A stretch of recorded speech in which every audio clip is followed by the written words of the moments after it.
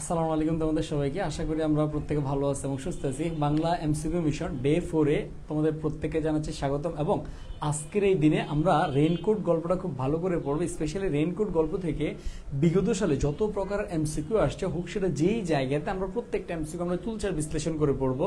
আমরা খুব ভালো করে জানি আমাদের এই বাংলার এমসিকিউ মিশনটা আমাদের কাদের জন্য, তোমরা যারা যারা এইচএসসি পরীক্ষা দেবা, হোক সেটা 25 ব্যাচ, হোক সেটা তোমার 26 অথবা আপকামিং 27, যেই ব্যাচের হও না কেন, আমার বাংলাতে আমাদের বারবার বলি যে এখন রিসেন্টলি দেখা যায় যে এইচএসসি বোর্ড পরীক্ষাগুলোতে যদি বাংলা কঠিন করে, একটা জায়গায় কঠিন করার অপশন থাকে, সেটা হচ্ছে বাংলা এমসিকিউ। সো আমরা এই জন্য আমাদের এই বাংলা এমসিকিউ মিশনটা দেওয়া যে বাংলাতে আমার যদি এমসিকিউতে কঠিনও করে, কই জায়গা থেকে কঠিন করতে পারে। হয়তো বা বিগত সালের বোর্ড কোশ্চেন রিপিট করবে, অথবা একটু কঠিন করলে টেস্ট পেপার থেকে দিবে, অথবা আরেকটু কঠিন করলে কি উদ্দীপক রিলেটেড এমসিকিউ গুলো বেশি দিবে, আরো একটু কঠিন করলে কি হবে বহুপদীর মধ্যে প্যাচ দিবে, আরো একটু কঠিন করলে কি হবে ভার্সিটি অ্যাডমিশন এমসিকিউ দিবে। সো এই 5টা সোর্স থেকে আমরা আমাদের এই জায়গার জন্য যে এমসিকিউ গুলো রাখছি, এই এমসিকিউ গুলো আমরা সলভ করব। স্পেশালি আমরা মোটামুটি দেখলাম যে তোমার এই জায়গাতে আমরা মোটামুটি যেটা দেখলাম আমাদের এই এমসিকিউ গুলা, সেটা কি বলে জানি, আমার একটা কল আসছে ভুলে গেছি কি জানি বলতে লাগছিলাম। এই এমসিকিউ গুলো আমাদের জন্য অনেক গুরুত্বপূর্ণ। ভাই জাস্ট একটা মিনিট সময় নিচ্ছি। ওকে ওকে, একটু ভাই জাস্ট একটু সব জায়গায় একটু শেয়ার করে দিই। আচ্ছা, আমি দেখতে পাচ্ছি যে মোটামুটি তোমরা অনেকেই যুক্ত হয়ে গেছো। ভাইকে একটু প্রথমে জানিয়ে দাও সাউন্ড হতে সবকিছু 100% ক্লিয়ার আছে কিনা। ওকে ওকে ওকে, আমি দেখতে পাচ্ছি মোটামুটি আমরা অনেকেই চলে আসছে। আমি আবারও বলছি, আজকে আমরা কি কি পড়াবো। আজকে আমরা আমাদের তোমার এটাকে কি বলে, রেইনকোট গল্পটার বিগত যতগুলো এমসিকিউ আছে এই এমসিকিউ গুলো সলভ করবো। প্রায় অলমোস্ট বলা চলে যে 60টার মতো এমসিকিউ সম্ভবত, মানে 55 থেকে 60টার মতো এমসিকিউ আমরা আজকে সলভ করবো ইনশাল্লাহ।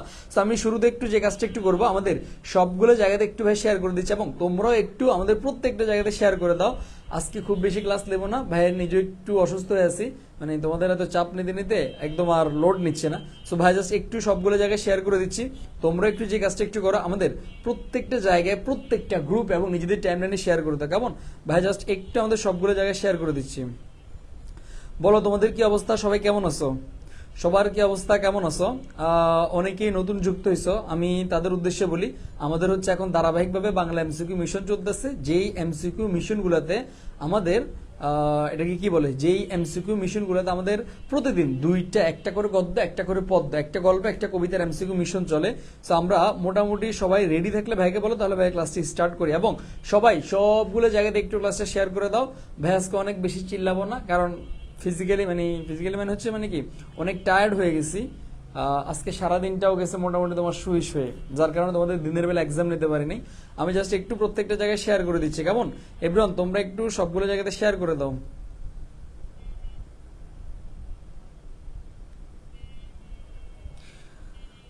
ওকে ভাই, জাস্ট একটু যেহেতু লাইভ ক্লাস, আমি একটু সবগুলো জায়গাতে শেয়ার করে দিচ্ছি।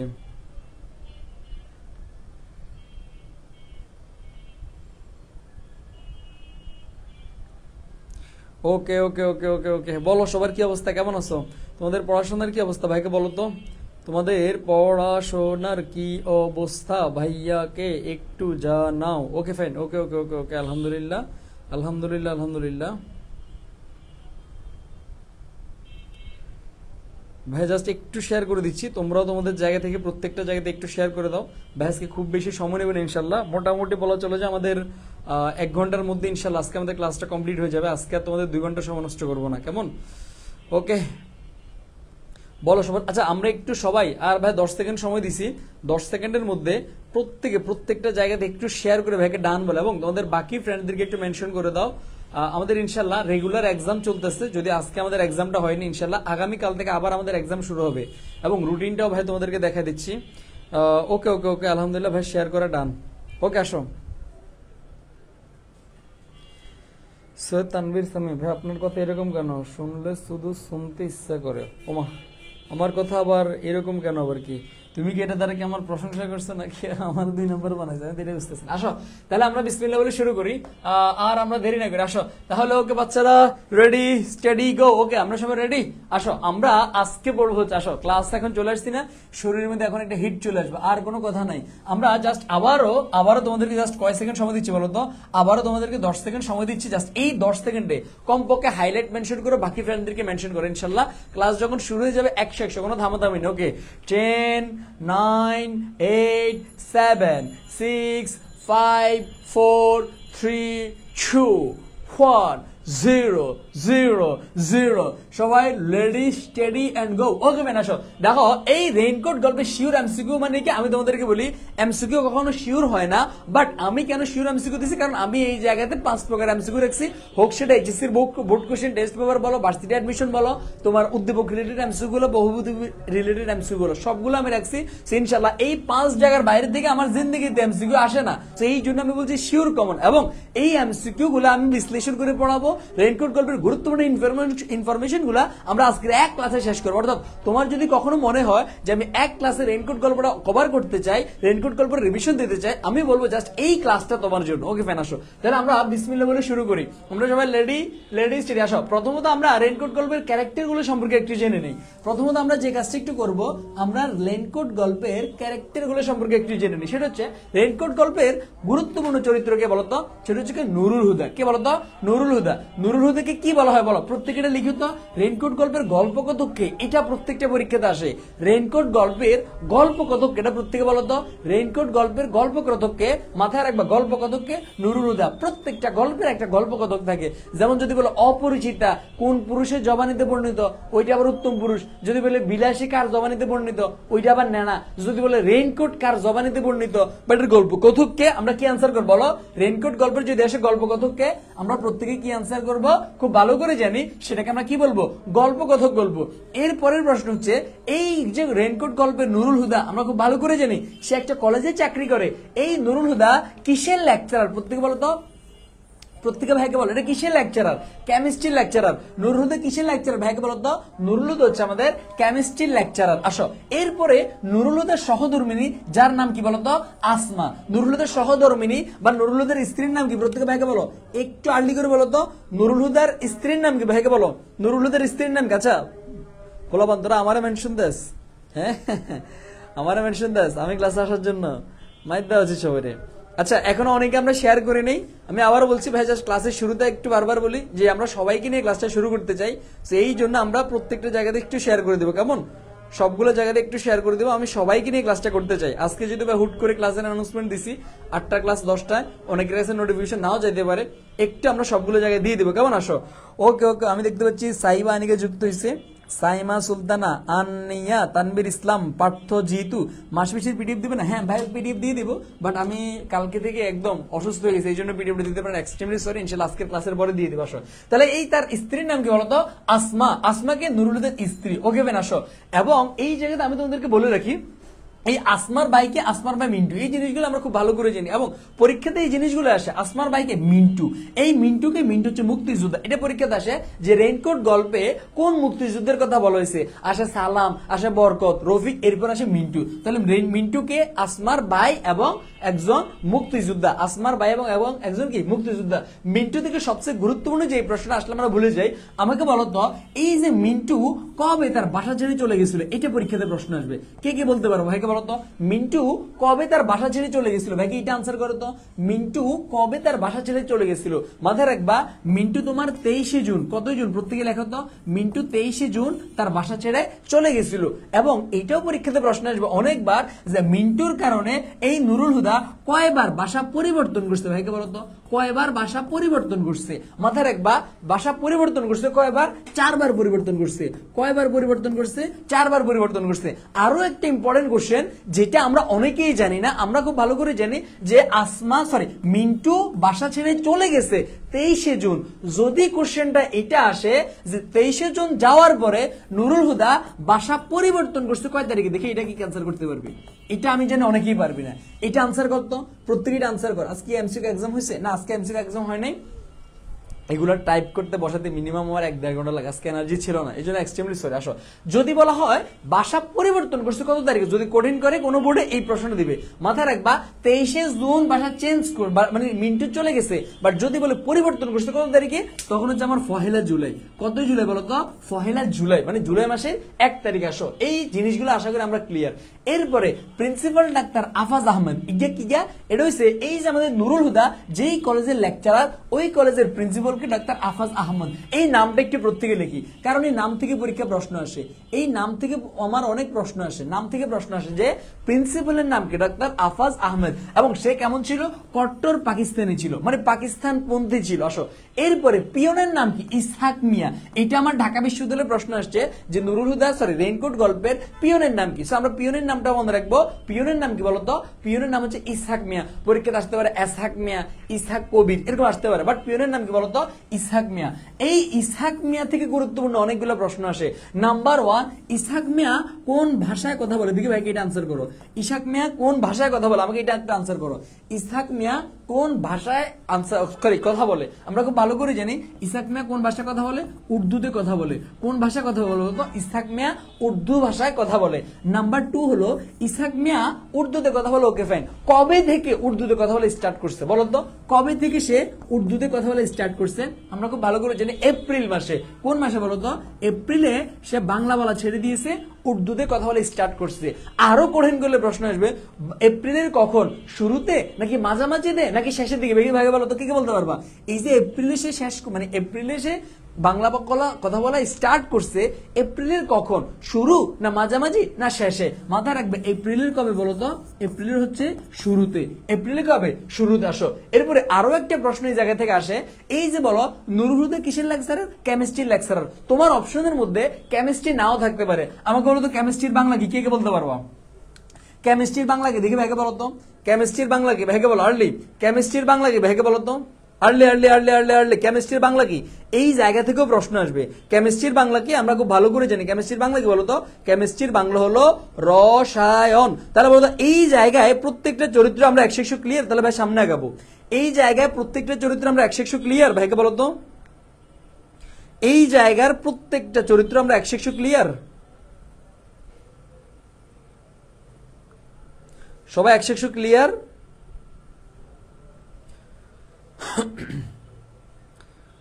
ওকে ওকে ওকে ওকে ওকে ওকে ওকে ওকে। আচ্ছা আমার এই জায়গাতে একটু প্রবলেম, দাঁড়াও ভাই জাস্ট একটু ঢুকে নিই। আসো তাহলে আমরা এবার আর কথা না বলে আমরা ডাইরেক্ট এমসিকিউ তে চলে যাই। আসো আমরা ডাইরেক্ট আমাদের এমসিকিউ তে চলে যাই। Okay clear clear. আসো এই কেমিস্ট্রির বাংলা হচ্ছে রসায়ন। আমার পরীক্ষার মধ্যে কোশ্চেন কঠিন করলে এটা দিতে পারে, নুরুল হুদা কিসের লেকচারার, কেমিস্ট্রি থাকবে না, থাকবে কি রসায়ন। আসো চরিত্রগুলো ক্লিয়ার। এবার আমরা জানবো এই আখতারুজ্জামান ইলিয়াস, এটা কি রেইনকোট গল্পের লেখক। রেইনকোট গল্পের লেখক কে, আখতারুজ্জামান ইলিয়াস।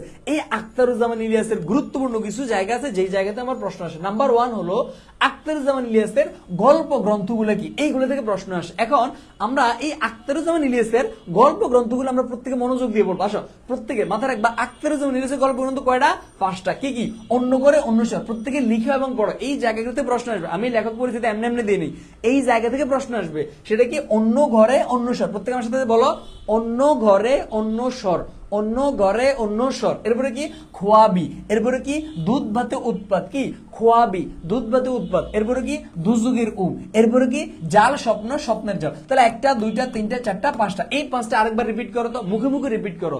অন্য ঘরে অন্য স্বর, খোয়াবি, দুধ ভাতে উৎপাত। এরপরে কি, দুযুগের এরপরে কি, জাল স্বপ্ন, স্বপ্নের জাল। এরপরে কি, জাল স্বপ্ন, স্বপ্নের জাল। এবং পরীক্ষাতে প্রশ্ন আসে এই রেইনকোট গল্পটা কোন গল্প গ্রন্থ থেকে সংকলিত। ভাইকে বলো তো রেইনকোট গল্পটা কোন গল্প গ্রন্থ থেকে সংকলিত? আমরা খুব ভালো করে জানি রেইনকোট গল্পটা হচ্ছে জাল স্বপ্ন, স্বপ্নের জাল, এই গল্প গ্রন্থ থেকে সংকলিত। এটাও পরীক্ষা প্রশ্ন আসে আখতারুজ্জামান ইলিয়াসের উপন্যাস কয়টা বলতো। আখতারুজ্জামান ইলিয়াসের উপন্যাস কয়টা, 2টা। নাম্বার 1 হচ্ছে চিলেকোঠার সেপাই, নাম্বার 2 হচ্ছে খোয়াবনামা। এই খোয়াবনামা থেকে প্রায় প্রশ্ন আসে। তাহলে খোয়াবনামা কি বলতো, খোয়াবনামা আখতারুজ্জামান ইলিয়াসের একটা উপন্যাস। চিলেকোঠার সেপাই আর একটা হচ্ছে কি, খোয়াবনামা। চিলেকোঠার সেপাই আর একটা হচ্ছে কি, খোয়াবনামা। আর প্রবন্ধ কি, সংস্কৃতির ভাঙা সেতু। যদিও খুব বেশি আসে না, তবু পড়ে নিব। প্রবন্ধ কি, সংস্কৃতির ভাঙা সেতু। লেখক পরিচিতি 100 ক্লিয়ার।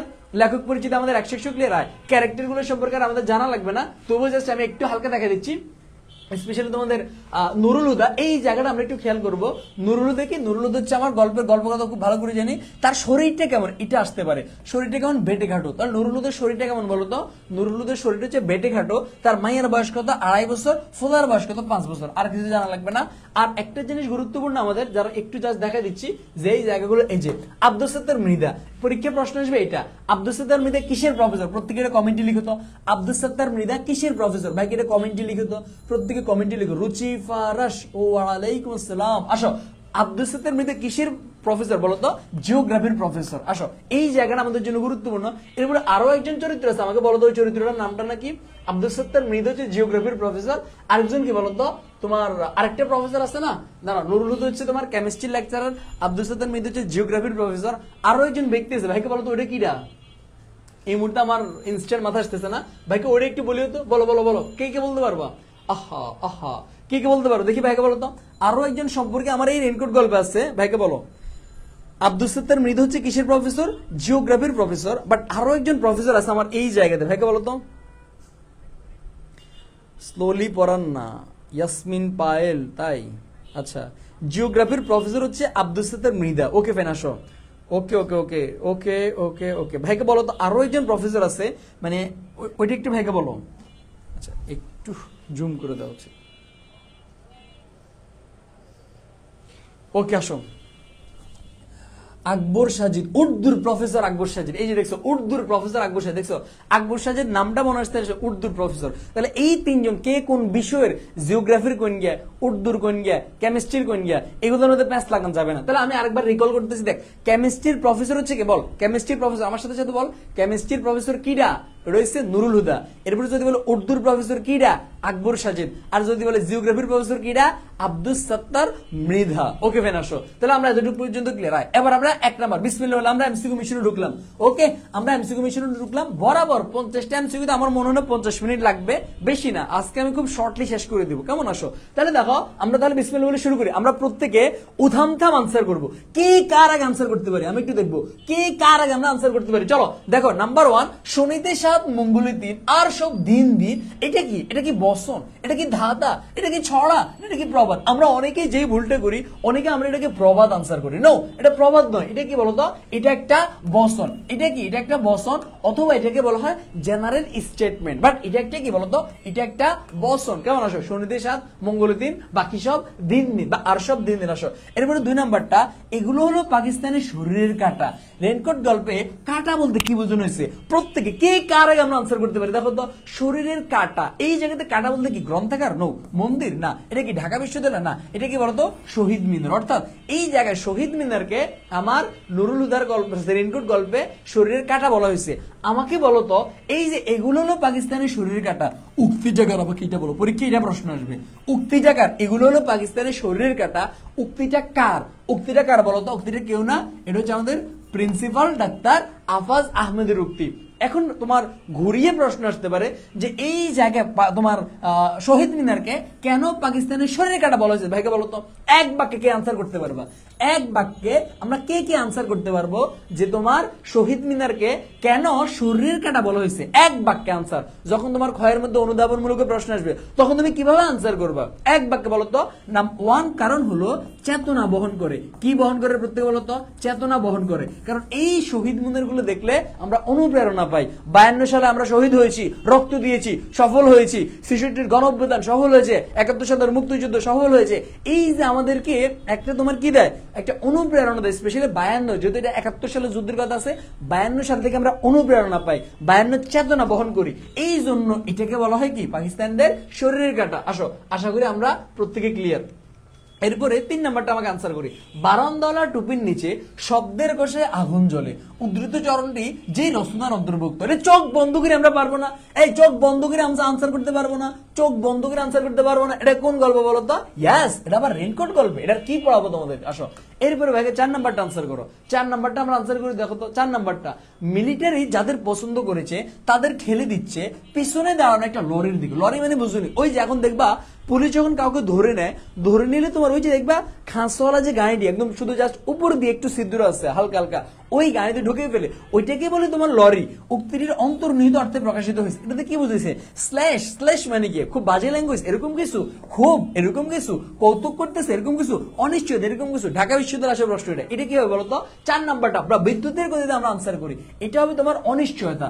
এখন অনিশ্চয়তা কেন হয়েছে? এটা কি তোমাকে মুখস্থ করে পড়তে না? তুমি দেখো, যাদের পছন্দ করেছে, মানে যখন মিলিটারি যখন ভালো লাগছে যে এর সুন্দর লাগছে, এর গানের ভিতরে ঢুকে দিছে, এর সুন্দর লাগছে গানের ভিতরে ঢুকে দিছে। যারা একবার গানের ভিতরে ঢুকে দেয় তাহলে তো জেলে পাঠিয়ে দিব, আয়নাগরে পাঠিয়ে দিলে, আয়নাগরে যদি কাউকে পাঠানো হয় সে কি আর কবে আয়নাগর থেকে বেরো তার কোনো নিশ্চয়তা আছে?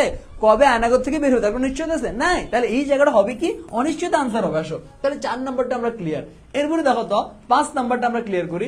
কলেজের স্টাফ রুমের একজন পিস পিস করে জেনারেল বলতে কি বুঝিয়েছে? ভাই এটা আনসার করো তো। কলেজের স্টাফ রুমে একজন পিস পিস করে জেনারেল বলতে কি বুঝিয়েছে? পাকিস্তানি জেনারেল, বাংলার বাঘ, রাশিয়ান জেনারেল? না, এটা কি বুঝিয়েছে আমরা খুব ভালো করে জানি। ওই যে তোমার রাশিয়ার আছে জেনারেল উইন্টার আর আমাদের আছে কি জেনারেল মনসুন। এই জায়গায় জেনারেল বলো বা জেনারেল মনসুন বলো, ওই জায়গায় ফিস ফিস করে কি বুঝেছে বলো তো? বাংলার বর্ষা। তাহলে জেনারেল বলো বা জেনারেল মনসুন বলো, এই জায়গাটাকে কি বুঝেছে বলো তো? বাংলার বর্ষাকে বুঝেছে বা বর্ষাকালকে বুঝেছে।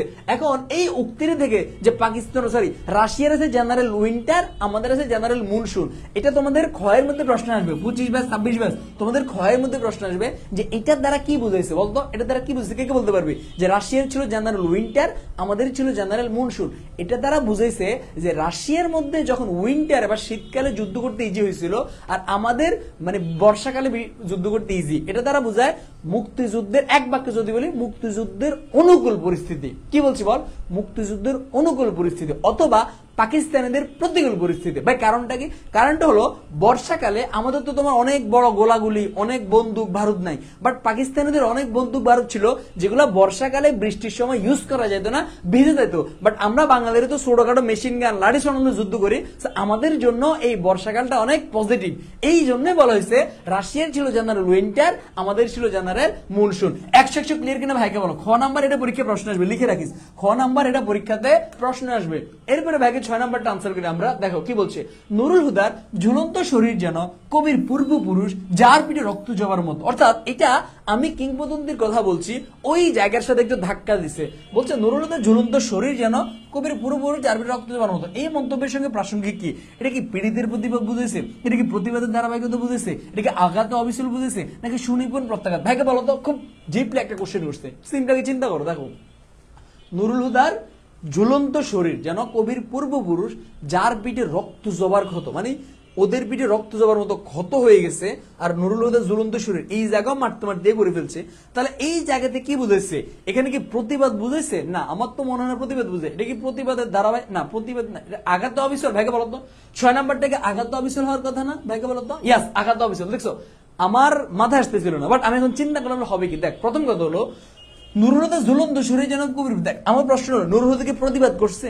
নুরুল হুদা কি কোনো প্রতিবাদ করছিল? না, প্রতিবাদ করেনি। সে তার মুখ বন্ধ করে রাখছে, কিন্তু প্রতিবাদ করেনি। সো এই জায়গাতে প্রতিবাদ এগুলো আসবেই না।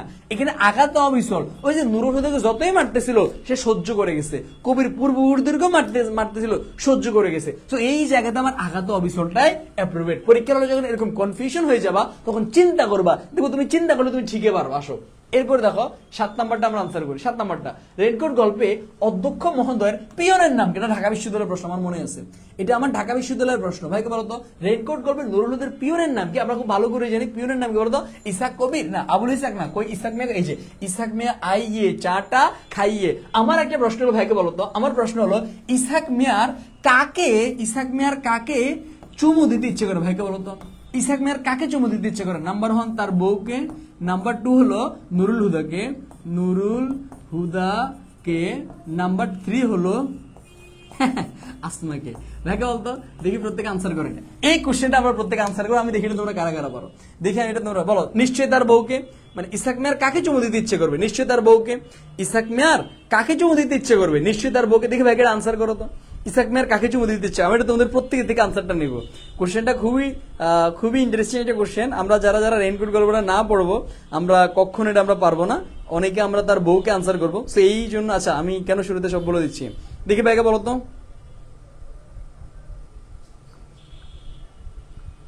আর্লি দেখি আমি তোমাদের থেকে আনসারটা নিচ্ছি।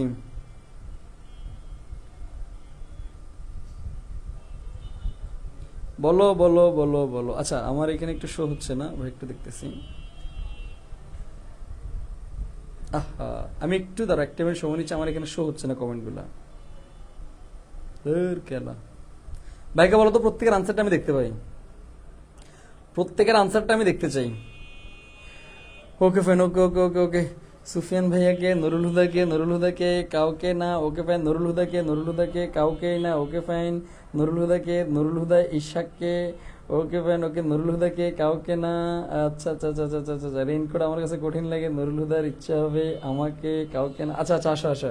তাহলে আমরা অনেকে দেখছো মানে তারা আসলে লিজেন্ড হয়ে গেছে। কঠিন একটা, দেখ বিশ্বাস কর তুই এই কোশ্চেনটা আমার স্টুডেন্ট বাদে যারা বাইরের স্টুডেন্ট আছে আমি একদম বুকে হাত দিয়ে বলতে পারবো, এই কোশ্চেনটা যদি তুমি অন্য কাউকে জিজ্ঞেস করো বা মনে করো তোমার অনলাইনে অনেক স্টুডেন্ট আছে, দেখবো অন্য কাউকে জিজ্ঞেস করবা যে তোমার ইসহাক মিয়া কাকে চুমু খেতে আনসার করে, প্রত্যেকে এক বাক্যে আনসার করে নুরুল হুদাকে, এক বাক্যে চোখটা বন্ধ করে নুরুল হুদাকে আনসার করবে। বাট আমার লিজেন্ড মার্কের স্টুডেন্ট গুলো আমার ভুল ধরতে পারছে যে ভাই আপনার প্রশ্নে তো ভুল আছে। আরে ভাই তোমার ইসহাক মিয়া বুঝে নুরুল হুদার চুমু খেতে ইচ্ছে করে না, প্রশ্নে ভুল। নুরুল হুদা ইসহাক মিয়ার চুমু দিতে ইচ্ছে করে, কাকে? নুরুল হুদা ইসহাক মিয়াকে চুমু দিতে ইচ্ছে করে, তাই না? আসো যাক, তোমরা অনেক লিজেন্ড হয়ে গেছো, সাব্বাস তোমাদের লিজেন্ড। তোমাদের জন্য আরো কঠিন কঠিন লিজেন্ডগিরি কোশ্চেন গুলো বের করতে হবে, কারণ তোমরা লিজেন্ড হয়ে গেছে, তাই না? বড় হয়ে গেছে, হ্যাঁ বড় হয়ে গেছে বলো। আসো 8 নাম্বারটা আনসার করো। রেইনকোট গল্পে ঢাকা শহরে দুটি এলাকার কথা উল্লেখ আছে, তা হলো কি বলতো? রেইনকোট গল্পে ঢাকা শহরে দুটি এলাকার কথা উল্লেখ আছে, এটা কি গুলিস্তানের কথা উল্লেখ ছিল? না। গুলিস্তান উল্লেখ ছিল না। মগবাজার, ইয়েস মগবাজার ছিল, মিরপুর ছিল, ইয়েস। তাহলে আমার আনসারটা কি হবে বলতো? আনসারটা হচ্ছে আমাদের গুণাঙ্গ নাম্বারটা। ওকে ফাইন, আসো এরপরে 9 নাম্বারটা আমরা আনসার করি। 9 নাম্বারটা আমরা আনসার করি। রেইনকোট গল্পে প্রিন্সিপালদের কোয়ার্টারটার মাঠ ফিরিয়ে কোন দিকে, মানে প্রিন্সিপালদের কোয়ার্টার মাঠ ফিরিয়ে কোন দিকে বলতো? হুবহু লাইন ব্যালেন থেকে আসা প্রশ্ন, হুবহু লাইন ব্যালেন থেকে আসা প্রশ্ন। বলতো সুমি ইসলাম কমেন্ট শো করে না কেন? কে কবো? তোমার সমস্যা। আসো মাঠ ফেরি কোন দিকে বলতো? কোয়ার্টারটা মাঠ ফেরি হচ্ছে বাঁ দিকে, এটা আমরা খুব ভালো করে জানি। কোন দিকে বলতো? বাঁ দিকে। এগুলো লাইন ব্যালেন্স থেকে আসা প্রশ্ন। এরপরে 10 নাম্বারটা আনসার করো। রেইনকোট গল্পে মিসক্রিয়ান্ট শব্দের মানে কি? ভাই এটা বলতো আমরা খুব ভালো করে জানি। রেইনকোট গল্পে মিসক্রিয়ান্ট শব্দের মানে কি? ওটা হলো তোমার দুষ্কৃতিকারী, এরপর তোমার বিপজ্জনক, এরপর রাষ্ট্রবিরোধী নাকি সমর্থক? ভাই এটা আনসার করো তো।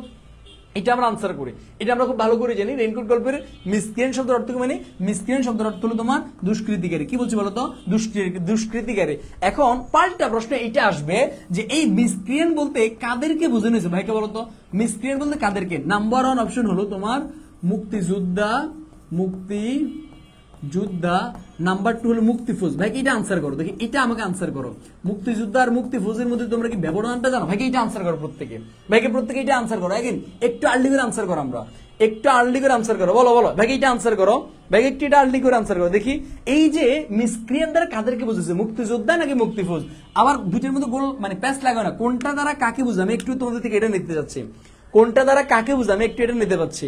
শরীফ বিন নজরুল, ওয়ালাইকুম আসসালাম। এত দেরি কেন তোমার? ওকে ফাইন, মুক্তিযোদ্ধাদের। ওকে ফাইন, ওকে ওকে ওকে ওকে ফাইন। ক নাম্বারটা? মুক্তিফৌজ। ওকে ফাইন, ওকে ওকে ওকে মুক্তিফৌজ, মুক্তিযোদ্ধা। ওকে ফাইন, ওকে ওকে ওকে ওকে ফাইন, মুক্তিযোদ্ধা। Okay fine. দেখছো অনেকেই প্যাঁচ লাগা ফেলছে, অনেকেই বলছে মুক্তিযোদ্ধা, অনেকেই বলছে মুক্তিফৌজ। ওকে ফাইন, ওকে ওকে। আসো এখন আমরা কষ্ট করে, দেখছো তোমরা লিজেন্ড হইলো, এখন আমার থেকে বড় লিজেন্ড হইতে পারো না। এই জায়গাতে আনসার হবে দুইটাই, 1 ও 2। তাহলে দুইটাই যারা যারা আনসার করছো অনলি তারা ভাইকে লাভ দাও তো, যতগুলো মন চায় লাভ দাও তো। বাকি যারা যারা যেগুলো একটা আনসার করছে বা মুক্তিযোদ্ধা অথবা মুক্তিফৌজ, সবাই আমরা কষ্ট করে 30 সেকেন্ড কানে ধরবো, কানে ধরতে ধরতে তোদেরকে লিজেন্ড বানাবো, কানে ধরতে ধরতে লিজেন্ড বানাবো। যারা যারা আমরা হয়তো মুক্তিযোদ্ধা আনসার করছি অথবা মুক্তিফৌজ আনসার করছি, যেগুলো একটা আনসার করছি অথবা চুপচাপ করেছিলাম, আমরা প্রত্যেকে 30টা সেকেন্ড কানে ধরবো। অনলি যারা আমার দুইটাই হবে এটা আনসার করছো, ওরা যতক্ষণ না পর্যন্ত 30 বলবে ততক্ষণ পর্যন্ত কান ছাড়া যাবে না। ওরা যতক্ষণ না পর্যন্ত 30 বলবে ততক্ষণ না পর্যন্ত আমার কান ছাড়া যাবে না। এখন কমেন্ট ডিলিট করে লাভ নাই, আমি কয়েকজন নাম নিচ্ছি। পাবিত্র রয় মুক্তিফৌজ। Okay fine. সাদিয়া সারা মুক্তিযোদ্ধা। উম্মে মোহাম্মদ মুক্তিযোদ্ধা। হাফসা, মিষ্টিরা সবগুলো মুক্তিযুদ্ধ মুক্তিযুদ্ধ আনসার করছো। সবাই আমরা কানে ধরি, কেমন? ওকে ফাইন, সবাই আমরা কষ্ট করে কানে ধরি। আসো তাহলে এই জায়গাতে আমি তোমাদেরকে বলি, দেখো মুক্তিযোদ্ধা মানে যে মুক্তিফৌজ মানেও সে, এটাকে এইভাবে আসতে পারে মুক্তি বাহিনী। মুক্তিযোদ্ধা যে কথা, মুক্তিফৌজ একই কথা, মুক্তি বাহিনী একই কথা। আমার এই মুক্তিযোদ্ধাদেরকে যারা স্বাধীনতার পক্ষে যুদ্ধ করেছে এদেরকে মিসক্রিয়েন্ট বলা হয়েছে। আসো আরো একটা কোশ্চেন দেখে ভাইকে বলতো, এটা আমি তোমাদের থেকে নিব। আসো আমার এটা একটা তোমাদের থেকে প্রশ্ন। নাম্বার 1 অপশন হলো, অপশন 1 হলো দুষ্কৃতিকারী। Okay fine. নাম্বার 2 হলো দুষ্কৃতকারী।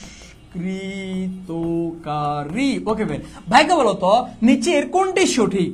ভাইকে বলো 1 ও 2, 1 2 নাকি 1 2 নাকি দুটোটাই সঠিক? ভাইকে এটা আনসার করো, নিচের কোনটি সঠিক? আসো দেখিবে তোমরা কে কে পারো। ক্লাসের মধ্যে তোদেরকে লিজেন্ড বানাইছে। বল বল বল বল বল বল বল বল বল, যারা কিছুই বলে না তারা কি তারাও কান ধরবে, তারাও কান ধরবে, তারাও কান ধরবে? বলো বলো, আর্লি করে, early early early early early early early early করে ভাইকে বলো কোন বানানটা সঠিক, আমি একটু দেখতে চাই কোন বানানটা সঠিক। বলো, দুষ্কৃতকারী নাকি দুষ্কৃতিকারী নাকি দুইটাই সঠিক? ওকে ফাইন, দুইটাই সঠিক, 2 নাম্বারটা ওকে ফাইন, 2 নাম্বারটা ওকে ফাইন, ওকে ওকে, দুইটাই সঠিক, দুইটাই সঠিক, 1 এবং 2 ওকে ফাইন, ওকে ওকে ওকে, 1 নাম্বারটা 2 নাম্বারটা 1 নাম্বারটা 2 নাম্বারটা ওকে ফাইন, ওকে ওকে ওকে ওকে, একটাও সঠিক না। বাবারে নুসরাত জাহান, তুমি দুবার 2 মিনিট কেন ধরবা? এত বেশি সালা কথা ভালো না, একটাও সঠিক না। আইসে মানে নিজের অনেক বেশি পণ্ডিত দাবি করতো, দুইটা আসো। এখন আবার আমাদের কাম ধরার সময় হয়ে গেছে অনেকের, আমি জানি না কার কার ভাগ্যে পড়ছে। আমরা যারা যারা 1 নাম্বারটা আনসার করছি অথবা আমরা যারা যারা দুইটাই আনসার করছি, সবাই আবার কষ্ট করে আবার 45 সেকেন্ড আমরা কেন ধরবো? আবার 45 সেকেন্ড। এই জায়গায় একটাই সঠিক, সেটা হচ্ছে দুষ্কৃতকারী। মাথায় রাখবা, তুমি হয়তো বাংলা ব্যাকরণ পড়োনি, মাথায় রাখবা বাংলা অপপ্রয়োগে আছে। যখন তোমার শব্দটা হচ্ছে কি, দেখো শব্দটা হচ্ছে আমার দুষ্কৃতি, শব্দটা আমার দুষ্কৃতি, কিন্তু এরপর যখন কারি যুক্ত করছো, যার কারণে এটা আকারটা রস্যিকারটা বাদ যাবে। কারি দিয়ে কখনো তোমার কি বসে না, রস্যিকার বসে না। সঠিক উত্তর হচ্ছে আমার দুষ্কৃতকারী। এখন প্রশ্ন ভাইয়া, তাহলে ওই জায়গায় দুষ্কৃতিকারী আছে। বাংলা ব্যাকরণের রুলস অনুযায়ী এই বানানটাই সঠিক, দুষ্কৃতিকারী ভুল। যদি বিশ্বাস না হয়, ঢাকা বিশ্ববিদ্যালয় 2022-23 সেশনের বাক্যের অপপ্রয়োগে শুদ্ধ প্রয়োগে রিটেনের মধ্যে এই বানানটা আসছে। তাহলে এই জায়গায় আমার সঠিক কোনটা? দুষ্কৃতকারী, দুষ্কৃতিকারী সঠিক নয়। ওকে ফাইন, আসো আস্তে আস্তে লিজেন্ড হবে, কেমন? এখনো অনেক দূর বাকি, এখনো অনেক দূর বাকি। আসো, আখতারুজ্জামান ইলিয়াস জন্মগ্রহণ করে কোথায়? গোপালগঞ্জের টুঙ্গিপাড়া, গাইবান্ধার গেটিয়া, তোমার ঢাকার নবাবগঞ্জ, আসামের করিমগঞ্জ। দেখি ভাইকে আনসার করো, আখতারুজ্জামান ইলিয়াস কোথায় জন্মগ্রহণ করে? ভাইকে আনসার করো তো। এটা হচ্ছে গাইবান্ধার গেটিয়া গ্রামে। কি বলতো? গাইবান্ধার গেটিয়া গ্রামে। আসো, এরপরে 12 নম্বরটা আনসার করো, সেটা হচ্ছে মুক্তিযুদ্ধকে পাকিস্তানের ইন্টারনাল অ্যাফেয়ার কে বলেছেন? এটা কি তোমার জন এফ কেনেডি বলেছেন, রিচার্ড নিক্সন বলেছেন, হেনরি কিসিঞ্জার বলেছেন, নাকি জেরাল্ড ফোর্ড বলেছেন? ভাইকে বলো তো, এই জায়গায় পাকিস্তানিদের এটা হচ্ছে মানে মুক্তিযুদ্ধ হচ্ছে পাকিস্তানিদের ইন্টারনাল অ্যাফেয়ার, এটা কে বলছে বলো তো? আমরা অনেকেই জানি না এটা কে বলছে বলো তো। এটা হচ্ছে আমাদের হেনরি কিসিঞ্জার বলছে, এটা আমাদেরকে বলছে হেনরি কিসিঞ্জার বলছে। আসো, এই জায়গাগুলো থেকে প্রশ্ন আসে, আমি তোমাদেরকে এখন কিছু জিনিস তোমাদেরকে দেখাচ্ছি, এই জায়গাগুলো থেকে প্রশ্ন আসে কোনটা কার উক্তি। চলো আমি তোমাদেরকে এই গুরুত্বপূর্ণ ইনফরমেশন গুলো দেখাচ্ছি যে কোনটা কার উক্তি, এই জায়গা থেকে প্রশ্ন আসে। প্রথমত দেখো, আপকে কস সাকতা, মাথায় রাখবা বেশিরভাগ যে উর্দু উক্তিগুলো আছে সবগুলো কার উক্তি হবে? পিয়ন ইসাক মিয়ার উক্তি হবে। ইসাক মিয়া বইটিয়ে, ইসাক মিয়া আইয়ে, চাটা খাইয়ে আমার এই 5-7 মিনিট লাগেগা, এটা কার উক্তি? নুরুল হুদার উক্তি। এরপরে দেখো তো, যেতেই হবে, এটা পরীক্ষা প্রশ্ন আসে অনেক বেশি, যেতেই হবে, না গেলে হয় না। তোমরা মাঝে মাঝে দুষ্টিমি করে বলো, এই তোমার কি যাওয়াই লাগবে, একটু থাকো না, না গেলে হয় না। এই যে রোমান্টিক কথাগুলো কে বলে? জামাই বউ বলে। তাহলে এই যে যেতেই হবে, অসময়ের বৃষ্টিতে তোমার হাঁপানের টানটা আবার বেড়ে যাবে না তো? এই উক্তিটা কার বলো তো? উক্তি হচ্ছে নুরুলের স্ত্রী আসমার উক্তি। এবং এই জায়গা থেকে আরো একটা প্রশ্ন আসবে, ভাইকে বলো তো হাঁপানি রোগ আমার কার আছে? এটা পরীক্ষা প্রশ্ন আসবে, হাঁপানি রোগ কার আছে? মাথা রাখবা, হাঁপানি রোগ ছিল আমার নুরুল হুদার। এরপরে সার নে সালাম দিয়া, ইসাক মেয়ের উক্তি। তলব কিয়া আবি জানে হোগা, এটা কি বলতো? পিয়ন ইসাক মেয়ের উক্তি। এরপরে দেখো, ভাবি আপনার বাইকে দেখছি না, পাশের প্লাটের গোলগাল মুখল মহিদের উক্তি। আসো, আই হেট নুরুল হুদাস মাইন্ড। তুমি এটাই বলতে দিতে পারতে যে পাশের বাসার ভাবি বলছিল কথা, তার মুখটা গোলগাল, এইটা বলো তোমার কি দরকার? তার মুখটা গোলগাল, ছেলে পেলেকে চিন্তা করে যাচ্ছে গোলগাল মুখ, উফ ভেরি কিউট মনে হয়, হ্যাঁ দুষ্টু দুষ্টু পড়াশোনা। তাহলে পাশের বাসার গোলগাল মুখের মহিলার উক্তি কি? ভাবি আপনার ভাইকে দেখছি না। আসো, গতকালকে পড়াইছিলাম গোলগাল আরো একটা মেয়ে ছিল, বলতো কি? বল, গোলগাল আরো একটা মেয়ে ছিল, এটা কি রে? দেখি ভাইকে বলতো, গোলগাল আরো একটা মেয়ে ছিল। আসো, এরপরে রংপুর দিনাজপুরের হাফের বেশি জায়গায় স্বাধীন, এটা কার উক্তি? পরীক্ষা দিলে প্রশ্ন আসে। আমরা অনেকে বলতে পারি নুরুল হুদা, না এটা কার উক্তি? বিবিসির সংবাদ থেকে বলছিল। এরপরে ভালোই হলো তোমার গোড়ালি পর্যন্ত ঢাকা পড়েছে, এটা নুরুল হুদার স্ত্রী। আসো, খুব গুরুত্বপূর্ণ দুইটা উক্তি, খুব গুরুত্বপূর্ণ দুইটাতে আমার মনোযোগ দিয়ে দেখবো। গুরুত্বপূর্ণ দুইটা উক্তি, গুরুত্বপূর্ণ। নাম্বার 1 হলো আব্বু ছোট মামা হয়েছে, আব্বু ছোট মামা হয়েছে, এটা কার উক্তি? আব্বুকে ছোট মামার মতো দেখাচ্ছে, এটা কার উক্তি? এই দুইটা জায়গায় প্রশ্ন আসবে। একটা হচ্ছে নুরুল হুদার মেয়ের উক্তি, আর একটা হচ্ছে নুরুল হুদার ছেলের উক্তি। বা মনে রাখবো কিভাবে? একটা সহজ টেকনিক দেবো, এই সহজ টেকনিক মনে রাখবি, পরীক্ষা দিয়ে প্রশ্ন আসবে। আমার প্রশ্ন হলো, দেখো তো মেয়ে আর ছেলেদের মধ্যে তোমার মাথার মধ্যে একটু ঢিলু কম, গিলু কম, স্ক্রুপ ঢিলা, আবল তাবল বক, এটা কোন জাতি? বল। মেয়ে আর ছেলেদের মধ্যে, মেয়েদের মধ্যে আর ছেলেদের মধ্যে মানে একটু বেশি পাকনামি করে, একটু বেশি পণ্ডিতি করে, মাথার একটু ঢিলু কম, তোমার স্ক্রুপ ঢিলা, এটা কার বলতো? আমরা খুব ভালো করে জানি না, আমরা খুব ভালো করে জানি না। এদের মধ্যে এক লাইন সবসময় বেশি কে বুঝে? উল্টা পাল্টা আবল তাবল কথাবার্তা বলে, কেউ কথার কোনো লাইন নেই। কি বলে এরা বলতো? আমরা জানি এই জাতি বলে। এবার তুমি দেখো তো এই দুইটা বাক্যের মধ্যে মানে একটা আবল তাবল কথা একটা বলে দিছে, কে বলতো? কোনটা আবল তাবল বাক্য? দেখো, আব্বু ছোট মামা হয়েছে। What is this? আব্বু কিভাবে ছোট মামা হয়? আব্বু কিভাবে ছোট মামা হয়? এখন তুমি যদি বলো সুফিয়ান ভাইয়া ভাবি হয়েছে, ওমা এটা আবার কি জিনিস? কিরে ভাই, সুফিয়ান ভাই আবার ভাবি হয় কেন? তুমি যদি বলো সুফিয়ান ভাইয়া রাহান ভাই হয়ে গেছে, ওমা এটা আবার কি জিনিস? কিরে, সুফিয়ান আবার রাহান হয় কেমনে? এগুলো আবল তাবল কথাবার্তা না? তাহলে এই যে আবল তাবল যা বলে এগুলো কোন জাতি বলে? এই জাতিরা বলে। আর দেখো, আব্বুকে ছোট মামার মতো দেখাচ্ছে, অনেক সুন্দর একটা কথা, চমৎকার। আব্বুকে ছোট মামার মতো দেখাচ্ছে, মাশাআল্লাহ মাশাআল্লাহ, এই কথাটা সঠিক। তো সঠিক কথাবার্তা কারা বলবে? ছেলেরা বলবে। তাহলে কি আমরা ক্লিয়ার? আমরা তো এই জিনিসগুলো বুঝছি আমরা। এখন আসলে ব্যাখ্যা এটা সঠিক না, ব্যাখ্যাটা সঠিক হলো ছোট বড়র বিষয়। মাইয়ার বয়স কত? মাইয়ার বয়স 2.5 বছর। 2.5 বছর ভাইয়া তো দাঁত উঠে না, কথা কইব কি? 2.5 বছরের মেয়ে তো দাঁত ওঠে না, কথা কইব কি? তে তো ভুলভালে বকবে, আমরা খুব ভালো করে জানি। তাহলে 2.5 বছরের মেয়ে তো ভুলভাল বকবে, এই কারণে ভুলটা বলছে মাইয়া। আর ছেলের বয়স কত? 5 বছর। এই কারণে সঠিকটা বলছে কে? ছেলে। কারণে বুঝতে আসলে এদের মাথা ঢিল না, আসলে এদের যাই হোক না বলে এরপরে আল্লাহু আকবার উক্তিটা কার? মুয়াজ্জিনের উক্তি। এরপরে হি ইজ প্রফেসর হুদা, এটা কার? প্রিন্সিপাল হাফেজ আহমদের। আমার নাম, সত্যি বলেছে আমার নাম নুরুল হুদা। এরপরে কুলিরা ছিল ছদ্মবেশী মিসক্রিয়েন্ট, তারা কলেজের টিচারদের মধ্যে নুরুল হুদার নামটাই বলেছে। ডেস্ক চেয়ারে বসা প্রশ্ন করে মিনিটের উক্তি। Okay fine. বর্ষাকালে তো যুদ্ধ, এই উক্তিটা কি বলছে? নুরুল হুদার গা ঘেঁষে দাঁড়িয়ে থাকা মিলিটারির উক্তি ছিল। তাহলে বলতো এই উক্তিটা কি বলছে? বলতো মিলিটারির উক্তি ছিল। বাংলার বর্ষা তো সাল্লারা জানে না, রাশিয়ার ছিল জেনারেল উইন্টার, আমাদের ছিল জেনারেল মনসুন। এটা কি বলছে? এটা পরীক্ষা লাগে তো প্রত্যেকে। স্টাফ রুমের একজন, প্রত্যেকের কমেন্টে লিখে দিলে কার উক্তি? স্টাফ রুমের একজন। কি বলতো? স্টাফ রুমের একজন। মিস্টার আমার মাথা তো গোবর ছাড়া কিছু না, আমি জানি এই জাতির মাথার মধ্যে এগুলো আছে। এরপরে দেখো তো, আমরা পরের স্লাইডে যাচ্ছি। পরের স্লাইডে তাহলে দেখো আলহামদুলিল্লাহ আমাদের এই জায়গাটা আমাদের ক্লিয়ার। যে কোনটা কার উক্তি, এই জায়গা থেকে আমার ডেফিনেটলি কোশ্চেন আসবে। আমরা কত নম্বরে না ছিলাম? আমরা কত নম্বরে না ছিলাম? এই যে হেনরি কিসিঞ্জারের জায়গাতে আমরা ছিলাম। এরপর আমরা 13 নম্বরটা আনসার করি। রেইনকোট গল্প অনুসারে গ্রামে গঞ্জে মিলিটারি আক্রমণের প্রথম টার্গেট কি ছিল? ওই যে পাকিস্তানিদের শরীরে কাটা। তাহলে প্রথম টার্গেট কোনটা ছিল? চোখ বন্ধ করে আমরা আনসার করতে। কে কার আগে বলো? আমাদের এমসিকিউ আমরা কে কার আগে আমরা আনসার করতে পারি। এরপরে দেখো তো 13 পরে 14 নম্বরটা আমাকে আনসার করো। 14 নম্বরটা বিদ্যুতের কথা বলো। নুরুল হুদা মিন্টু কবে বাড়ি ছেড়ে গিয়েছিল? পড়াইছিলাম না মিন্টু কবে বাড়ি ছেড়ে গিয়েছিল? আমরা খুব ভালো করে জানি 23 জুন। এই যে মিন্টু বাড়ি চলে গিয়েছে 23 জুন। আমাকে বলো তো 23 জুন আরো একটা স্পেশাল কিছু একটা আছে, কে কে বলতে পারবা? 23 জুন তারিখে আমার আরো একটা স্পেশাল তারিখ ছিল, ভাইকে বলো তো 23 জুনে আমার আরো একটা তোমার স্পেশাল কিছু একটা ছিল, বলো তো, বলো বলো, কও কও কও কও কও। সাইমা ইসলাম ভাই আমাদের মেয়েদেরকে অপমান করতেছেন, মেয়েরা একটু ঢং করবে এটাই তো স্বাভাবিক। আচ্ছা আচ্ছা, তাহলে আমি তো এটাই কইছি তারা একটু ঢং করে, আমি তো এটাই কইছি। আমি কি একটু বাড়িয়ে বলেছি? আমি কি একটু বাড়িয়ে বলেছি বলো তো? আমি তো এটাই বলেছি। তো এই সেজন্য আমার কি হয়েছিল? ওই যে পলাশির যুদ্ধ, আমাদের সিরাজুদ্দৌলা নাটক আমরা পড়ছি না, ওইটা হয়েছিল কবে? 23 জুন। এরপরে 14 পরে 15 নাম্বারটা বলো। কোনটি আখতারুজ্জামান ইলিয়াসের গল্প গ্রন্থ নয়? আমরা পড়ছিলাম আখতারুজ্জামান ইলিয়াসের গল্প গ্রন্থ কয়টা? বল কয়টা, বল বল বল। আখতারুজ্জামান ইলিয়াসের গল্প গ্রন্থ কয়টা? 5টা। আরো জোরে 5টা। উপন্যাস কয়টা? 2টা। উপন্যাস 2টা কি কি? সিলিকোটার সিপাই, আরেকটা কি বল? কমেন্টে লিখ। আরেকটা কি বল? সিলিকোটার সিপাই, আরেকটা কি? খোয়াবনামা। তাহলে দেখতো এই জায়গাতে দেখতো কি বলছে তোমার। প্রথম কথা দেখো, অন্য ঘরে অন্যস্বর, এটা তো একটা গল্প গ্রন্থ। ওকে ফেন। জাল স্বপ্ন স্বপ্নে যায়, এটা গল্প গ্রন্থ। দুষ্ট গ্রুপ, এটা গল্প গ্রন্থ। বাট জন্ম যদি তপবঙ্গে, এটা কোথায়? এটা তো আমরা ছিল না। তাহলে দেখছো এই জায়গাতে প্রশ্ন আসো। এরপরে আমার 16 নম্বরটা আমরা আনসার করি। বিদ্যুতের গতিতে কার জবানিতে রেইনকোট গল্পের অধিকাংশ ঘটনা বর্ণিত হয়েছে? বলতো, আমরা খুব ভালো করে জানি না রেইনকোট গল্পটা কার জবানিতে বর্ণিত? খুব ভালো করে জানি। আখতারুজ্জামান ইলিয়াস নো, এটা কার জবানিতে বলতো? নুরুল হুদার জবানিতে বর্ণিত। এরপরে 17 নম্বরটা আমরা আনসার করি।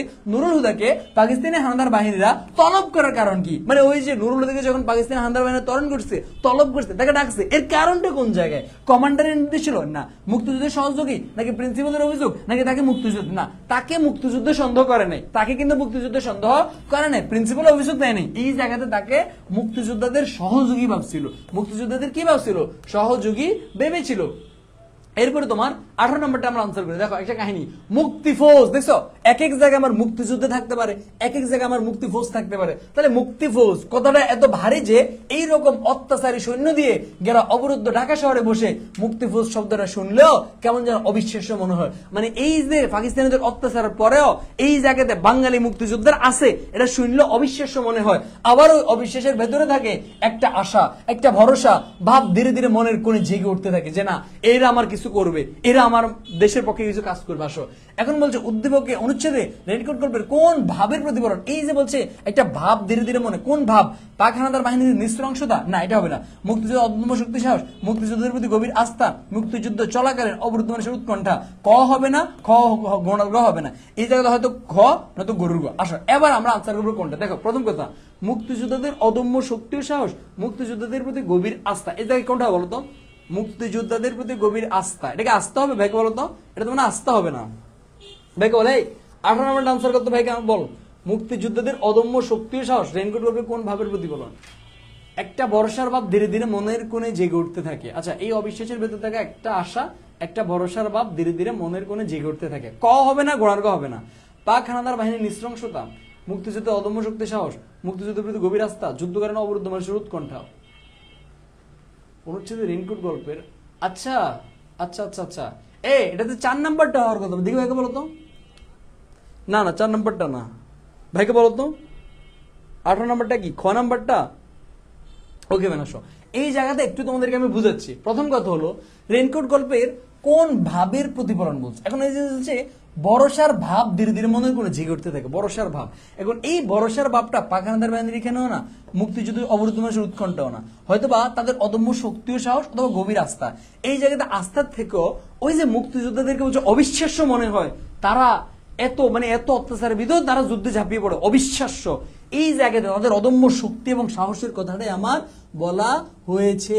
ওকে ফেনাসো, এরপরে 18 পরে আমরা 19 এবং 20 নাম্বারটা আনসার করব। উক্ত ভাবটি যেই বাক্যে প্রকাশ পেয়েছে তা হলো, মিসক্রিয়েন্ট লোক ইলেকট্রিক ট্রান্সফরমার তোড় দিয়া একটা জিপ উড়িয়ে দিছে, কমপক্ষে 5টা খানসানা খতম। নুরুলুদের জ্বলন্ত শরীর এতটাই কাঁপে, চাবুকের এটা চিন্তিত হবে না, বউয়ের এতটাই এটা চিন্তিত হবে না। হয় ক নয় খ। 19 নাম্বারটা আনসার কর। দেখ উক্ত ভাবটি যেই বাক্যে প্রকাশ পেয়েছে, মিসক্রিয়েন্ট লোক ইলেকট্রিক ট্রান্সফার তেরান দিয়া একটা জিপ উড়িয়ে দিচ্ছে, কমপক্ষে 5টা। এটা খ নাম্বারটা না ভাইকে বলতো? 19 নাম্বারটা আমরা বিদ্যুতের গতিতে আনসার করি। কত নাম্বারটা? এই আমার এই জায়গায় আনসার ভুল আছে, এই জায়গাতে আমার আনসার ভুল আছে। আমি এইগুলো আমার কি বলে সঠিক উত্তরটা বসাতে ভুলে গেছি। আমি এই জায়গাতে আমার সঠিক উত্তরটা বসাতে ভাই ভুলে গেছি। এই জায়গায় ভাইকে বলতো, বলো বলো 19 নাম্বারটা কোন নাম্বারটা হবে? এটা খ নাম্বারটা না? 19 নাম্বারটা আমার ডেফিনেটলি কোন নাম্বারটা হবে? খ নাম্বারটা হবে। এই জায়গাতে আমার স্লাইডে আমি আনসারটা বসাতে ভুলে গেছি, কারণ অনেক তাড়াহুড়ো করে বানাইছি। কারণ এই জায়গায় খ নাম্বারটা কেন হয়েছে? ওই যে তাদের অদম্য সাহস, সাহসের একটা বলছে কোন বাক্যে তাদের সাহসটা প্রকাশ পেয়েছে, কোন বাক্যে? একটা জিপ উড়িয়ে দিয়েছে, কমপক্ষে 5টা খানসানা খতম, পাকিস্তানিদের 5টাদেরকে মারি ফেলছে। এই জায়গায় তাদের একটা অদম্য সাহসের কথা। তারা দেখছো উদ্দীপক গুলো প্যাঁচ লেগে যায় কিন্তু আমাদের, আমরা এই জন্য এগুলো বেশি বেশি সলভ করবো। 20 নাম্বারটা, মিসক্রিয়েন্টরা সব খতম। এখানে মিসক্রিয়েন্ট বলতে কাদের বোঝানো হয়েছে? দেখ মিসক্রিয়েন্ট বলতে কাদের বোঝানো আমরা খুব ভালো করে জানি। মিসক্রিয়েন্ট মানে কি? দুষ্কৃতকারী বা দুষ্কৃতিকারী। হ্যাঁ আসো, তাহলে এই মিসক্রিয়েন্ট বলতে কাদেরকে? মুক্তিফৌজ, ডেফিনেটলি মুক্তিফৌজ।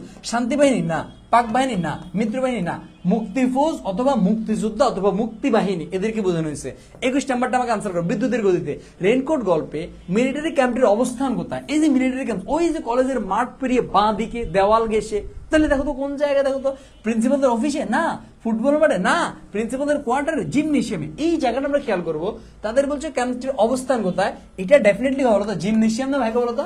জিমনেশিয়াম না? ইয়াস জিমনেশিয়াম। জিমনেশিয়াম কারণ কি? দেখবা বর্তমান যুগেও যদি সেনাবাহিনীর কোনো কলেজ কোনো স্কুলে যদি আশ্রয় নেয়, তখন ওই কলেজ বা স্কুলের খেলার যে তোমার যেই কলেজের রুম গুলা, কলেজের রুম বলো বা কলেজের যেই জায়গাতে তোমার পাঠাগার থাকে, ওই রকম জায়গাতে আশ্রয় নেয়। এই কারণে হবে কি বলতো? জিমনেশিয়ামে। কোথায় কোথায় বলতো? জিমনেশিয়ামে জিমনেশিয়ামে আশ্রয় গ্রহণ করেছে। ওকে ফেনাসো, এরপরে আমরা 22-23 আনসার করবো। রেইনকোট গল্পে রেইনকোটটা কিসের প্রতীক? মাস্ট ইম্পর্টেন্ট, এই জায়গা থেকে প্রশ্ন আসবে।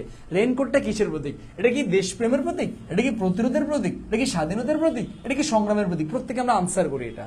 এটা আমি আবার বলছি, সবাই মিলে যখন আমরা আনসার করব, যখন তোমার ভুল হবে তখন তুমি ভুল থেকে শিখতে পারবা। সো এই কারণে আনসার করাটা বেস্ট। আসো তাহলে দেখো, রেনকোটটা কিসের প্রতীক? এটা হচ্ছে তোমার দেশপ্রেমের প্রতীক। কিসের? দেশপ্রেমের প্রতীক, বিশ্বাসের প্রতীক, ধৈর্যের প্রতীক, সহিষ্ণুতার প্রতীক। আমরা প্রত্যেকে লিখিত, এটা দেশপ্রেমের প্রতীক। এই রেনকোট গল্পটা ধৈর্যের প্রতীক, এই রেনকোট গল্পটা সহিষ্ণুতার প্রতীক। কেমন? প্রত্যেকটা আসতে পারে।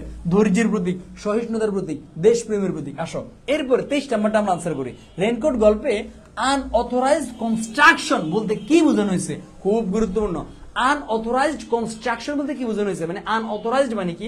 আনঅথরাইজড মানে হচ্ছে অথরাইজড মানে হচ্ছে কোনো কিছুকে সুসংগঠিত করা, সুন্দর করে বানানো। আনঅথরাইজড মানে হচ্ছে এইগুলো সুন্দর করে বানানো হয় নাই। কনস্ট্রাকশন মানে হচ্ছে গঠন, মানে এগুলোর গঠন তেমন দেখতে সুন্দর না। কোন জিনিসটাকে বলা হয়েছে ভাইকে বলতো? খুব ভালো করে জানি, স্মৃতিশোধ না। কোন জিনিসটাকে? শহীদ মিনারকে বলা হয়েছে। এবং আনঅথরাইজড কনস্ট্রাকশন এটা কিটা বলছে ভাইকে বলতো? কিটা বলছে বল? আনঅথরাইজড কনস্ট্রাকশন এটা কিটা বলছে? আমরা খুব ভালো করে জানি কিটা বলছে বলতো আমাদের।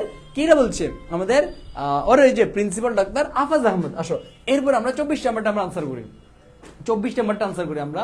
কোন ঋতুর শেষের বৃষ্টিতে রেনকোট গল্পে নুরুল হুদার শীত শীত ভাব হয়? গত ক্লাসেও বলছিলাম যে আমার একটা ঋতুর কথা কোথায় বলা আছে? লালসাল উপন্যাসে বলা আছে। আর একটা নাম স্পেসিফিক মাথা আসেনি। কোথায় বলতো? রেনকোট গল্পে। কোন ঋতুটা? ইয়াস, সেটা কি বলতো? শেষ হেমন্ত। শেষ হেমন্তের কথাটা লালসাল উপন্যাসে আছে, রেনকোট গল্পের মধ্যে আছে। কথা কি ক্লিয়ার না ভেজাল আছে? এরপরে 25 নাম্বারটা আমরা আনসার করি। রেনকোট গল্পে কে এপ্রিলের শুরু থেকে বাংলা বলা ছেড়ে দিয়েছে? খুব ভালো করে জানি এপ্রিলের শুরু থেকে বাংলা বলা কে ছেড়ে দিয়েছে? আব্দুল সত্তার মৃধা নো, আফাজ আহমেদ নো, আকবর সাজিদ নো। কে? ইসহাক মিয়া। কে বলতো?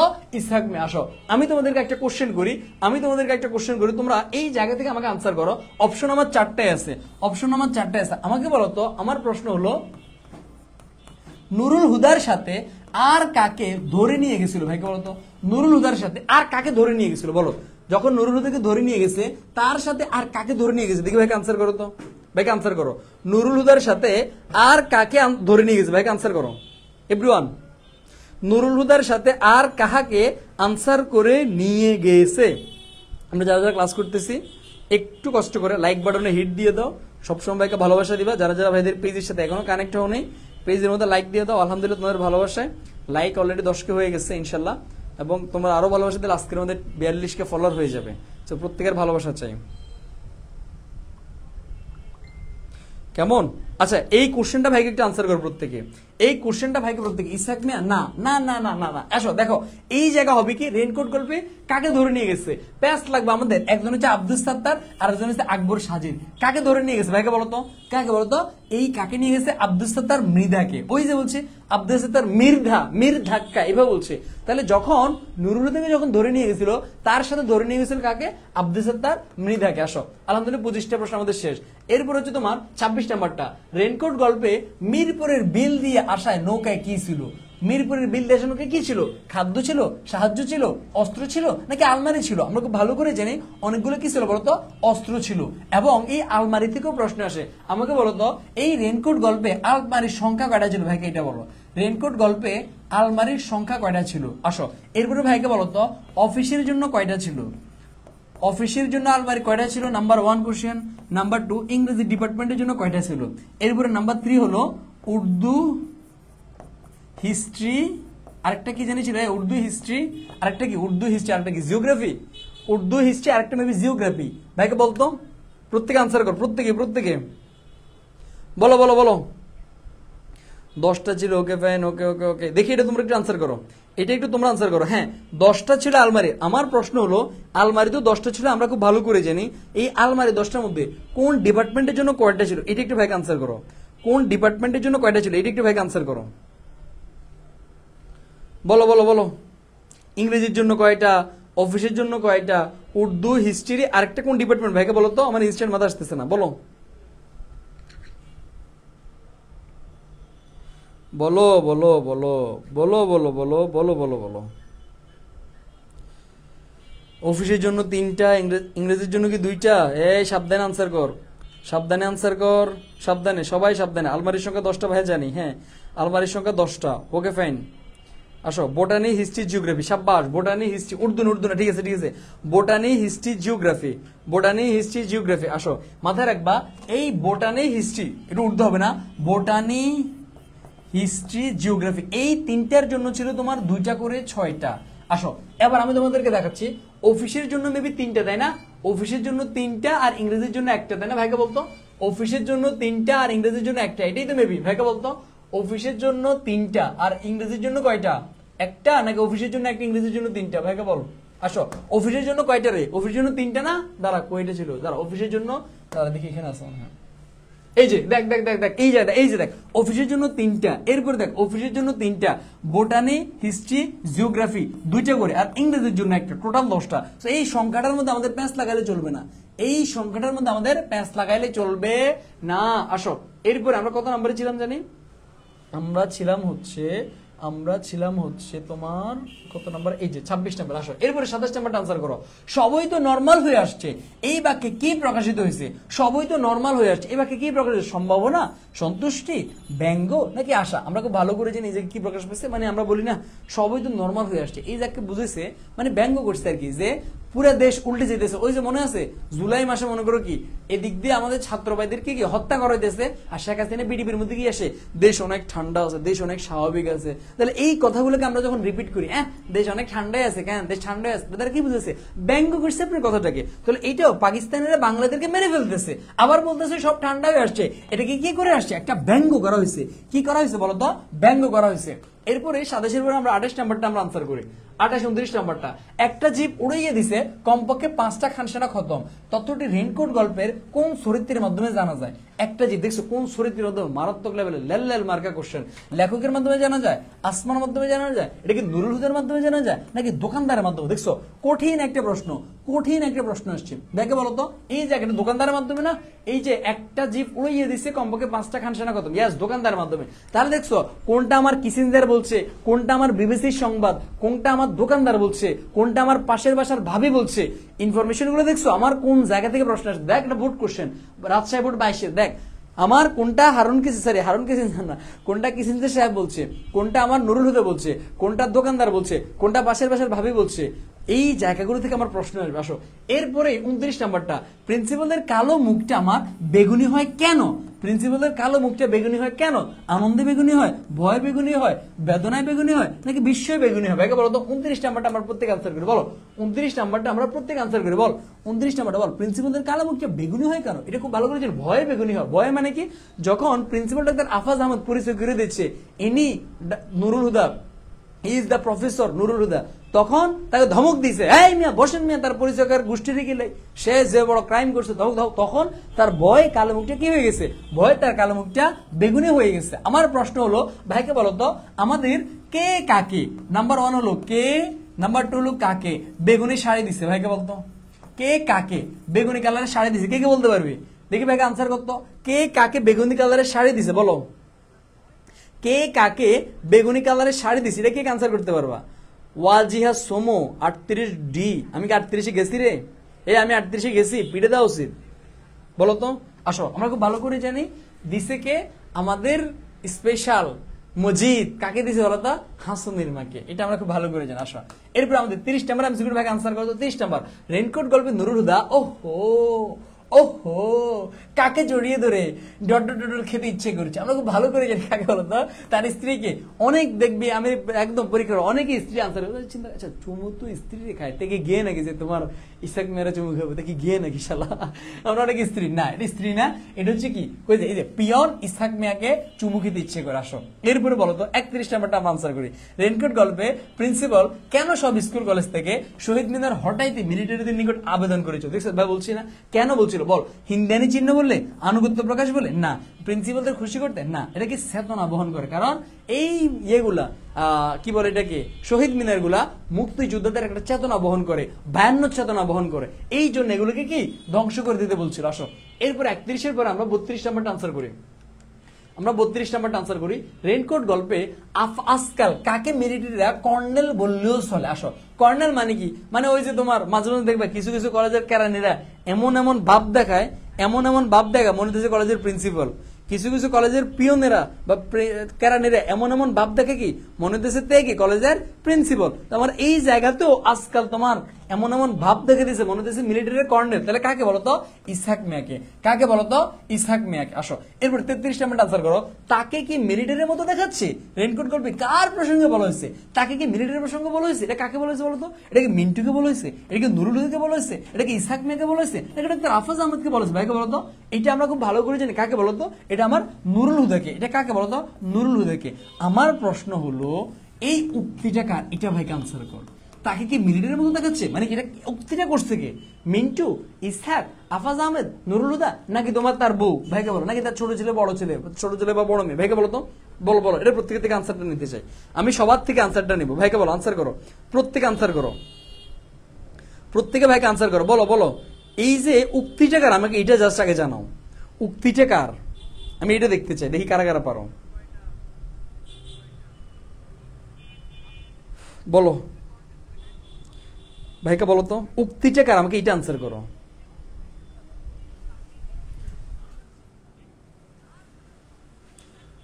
ওকে ফাইন, ওকে ওকে ওকে। উক্তির নুরুল হুদার, সে নিজে। সাব্বাস, যাক যাক, এই যে আমার লক্ষ্মী ছেলে মেয়েরা খুব ভালো পারছে, যাক সাব্বাস। সে নিজেই নিজেকে বোঝো মা কিরে, আমারে দেখে যে সবাই 72 নামে যায়, আমারে দেখতে কি মিলিটারিদের মতো লাগে? তাহলে এই উক্তিটা করছে কে?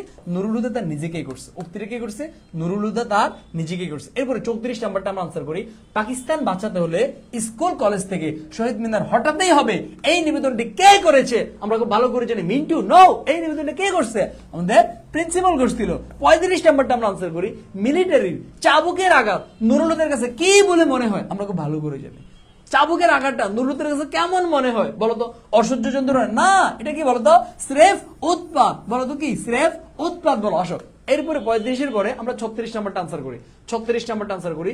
চাবুকের বাড়ির দিকে নুরুল হুদার আর মনোযোগ দেওয়া হয়ে ওঠে না কেন? মানে চাবুক যখন মারতেছে তখন নুরুল হুদার ওই দিকে আর খেয়াল দিতেছে না। এর কারণটা কি? আঘাত সয়ে যাওয়ার কারণে, মুক্তিযুদ্ধের সম্পর্কে গভীর ভাবনা, মৃত্যু নিশ্চিত জেনে, শরীর অবশ হওয়া জেনে। এই জায়গা হবে কি বলতো? এই জায়গাতে এটা আমি তোমাদেরকে বলি, এটা হচ্ছে তোমার আঘাত সয়ে যাওয়া না, আঘাত সয়ে যাওয়া না, মৃত্যু নিশ্চিত না। এই যাবে মুক্তিযুদ্ধদের সম্পর্কে গভীর ভাবনায়। যখন তাকে অনেক মারতেছিল তখন শুধু ভাবতেছিল, আরে মুক্তিযুদ্ধের আমার নাম বলছিল, আমার নাম বলছিল, বাহ বাহ, মাশাল্লাহ মাশাল্লাহ। মুক্তিযোদ্ধাদেরকে নিয়ে চিন্তা করতে করতে তাকে যে মারতেছে ওই দিকে তার কোনো খেয়াল নাই। আসো এরপরে 37 নাম্বারটা আনসার করো। রেইনকোট গল্পের প্রেক্ষাপটে নিম্নত কোন বিষয়টির প্রতি লেখক বেশি সচেষ্ট ছিলেন? কোন বিষয়ের প্রতি লেখক সবচেয়ে বেশি সচেষ্ট ছিলেন? ভাই এটা আনসার করো তো, ভাই এটা আনসার করো তো। বলো, রাজাকারদের দৌরত্ব, নুরুল হুদার দেশপ্রেম, গেরিলা আক্রমণ, নাকি হানাদারদের নিপীড়ন? না, এই জায়গাতে আমার ওই যে রেইনকোটটা কিসের প্রতীক? সহিষ্ণুতা, ধৈর্য, দেশপ্রেম, ভালোবাসার প্রতীক। তাহলে এই জায়গাতে নুরুল হুদার দেশপ্রেমের প্রতি কি বেশি সচেষ্ট ছিলেন? আসো এরপরে 37-এর পরে 38 নাম্বারটা আমরা আনসার করি। রেইনকোট গল্পে কোন বিষয়টি অধিক ব্যঞ্জনময় হয়ে উঠেছে? কোন বিষয়টা অধিক ব্যঞ্জনময় হয়ে উঠেছে? ভাইকে বলো তো কোন বিষয়টা? এখানে কি আছে? গেরিলা আক্রমণটা, নুরুল হুদার দেশপ্রেম? এটা তো মাত্র দেখছিলাম মনে হয়। তাহলে এই জায়গাটা আমরা আবারও দেখতেছি কোন বিষয়টা বলতো? নুরুল হুদার দেশপ্রেম। আসো 39 নাম্বারটা আমরা আনসার করি। রেইনকোট গল্পে কি প্রকাশিত হয়েছে? অনুভূতির তীব্রতা, আবেগের তীব্রতা, দেশপ্রেম। ভাই এটা আনসার করো দেখি। 39 নাম্বারটা আনসার করো। ভাইকে 39 নাম্বারটা আনসার করো। বলো, রেইনকোট গল্পে আমার কি প্রকাশিত হয়েছে? ভাইকে বলো, রেইনকোট গল্পে আমার কি প্রকাশিত হয়েছে? বলো বলো বলো বলো বলো বলো। দেখো তো, অনুভূতির তীব্রতা। ইয়াস, অনুভূতির তীব্রতা আছে। কারণ ওই যে যখন সে রেইনকোট পড়ছিল তখন তার মধ্যে একটা অন্যরকম অনুভূতি কাজ করে। মানে এতক্ষণ ছিল ভীতু, হঠাৎ সাহসী হয়ে গেছে। এরপর আবেগের তীব্রতা, ডেফিনেটলি এই জায়গায় একটা আবেগ, ভালোবাসা বলো, কারণ রেইনকোটটা ভালোবাসার প্রতীক, দেশপ্রেমের প্রতীক। একটা আবেগ বলো, ভালোবাসা বলো, অনুভূতি, এগুলো থাকবেই। এরপর দেশপ্রেম, এটা তো ডেফিনেটলি। তার মানে কি এখানে 4টাই হবে? এখানে কয়টা হবে? 1, 2, 3, এখানে 3টাই হবে। এরপরে আমাকে 40 নাম্বারটা আনসার করি আমরা। রেইনকোট গল্পে রেইনকোটটি কিসের প্রতীক? দেখছো অনেকবার পরীক্ষার প্রশ্ন আসে, এটা কি প্রতিহিংসার প্রতীক? ভাই প্রতিহিংসা কেমনে হয়? এটা তো জিন্দেগিতেও না।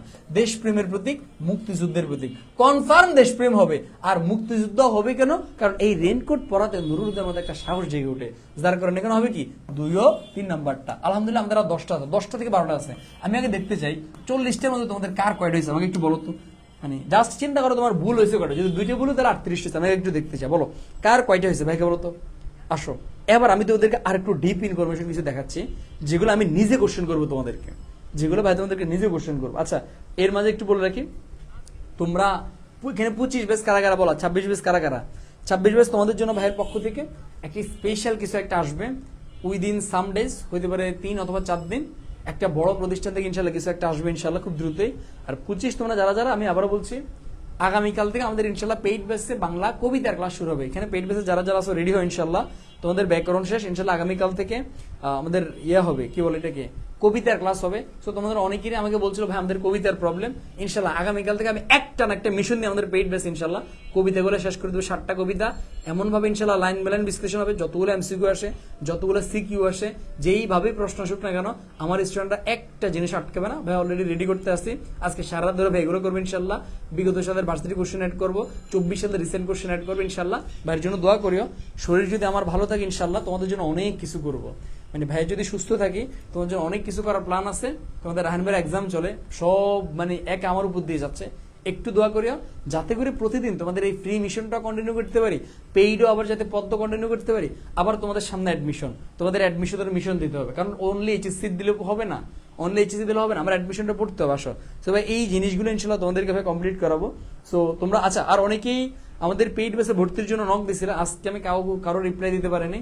তো আমি জাস্ট আমাদের পেজের মধ্যে একটু মেসেজ দিয়ে রাখিও, আমাদের এখনো 900 টাকাতে ভর্তি চলতেছে, জাস্ট আমাদের বিকাশ বা নগদে সেন্ড মানি করে দিবা, বাকি সব দায়িত্ব আমার, জাস্ট পেজের মধ্যে মেসেজ দিয়ে রাখবা। ওকে, তাহলে আমরা বিসমিল্লাহ বলে আবার অ্যাগেন শুরু করি, বাকি আমাদের যাত্রা শুরু করি। ওকে, বাহ 26-এর আমাদের অনেক বাচ্চা কাচ্চা আছে, নুসরাত, হাফসা, 26 যারা যারা, 25 যারা যারা, প্রত্যেকে থাকবা আমরা ইনশাল্লাহ তোমাদের সাথে। ইনশাল্লাহ আমি আর কিছুক্ষণ পর, বেশি না অনেকক্ষণ হয়ে গেছে আমাদের, 59 মিনিট ভাই, জাস্ট আর 5 মিনিট, আমার 5 মিনিট লাগবে এই 10টা শেষ করতে, একটানা শেষ করে দিই। চলো আর 5 মিনিট পরে ইনশাল্লাহ তোমাদের সাথে গল্প করবো, কিছুক্ষণ কথাবার্তা হবে। তাহলে এই জায়গাটা আমার 3টা ভাষা, সরি 2টি ভাষা। এরপরে রেইনকোট, এখানে আনসারটা উঠে গেছে, এক্সট্রিমলি সরি। রেইনকোট গল্পটি পাঠ শেষে শিক্ষার্থীরা জানতে পারে, কি কি জানতে পারে? মুক্তিযোদ্ধার স্বরূপ জানতে পারে, ইয়াস থাকতে পারে। সাধারণ ব্যক্তির মুক্তিযুদ্ধের চেতনা, ইয়াস এটাও থাকতে পারে।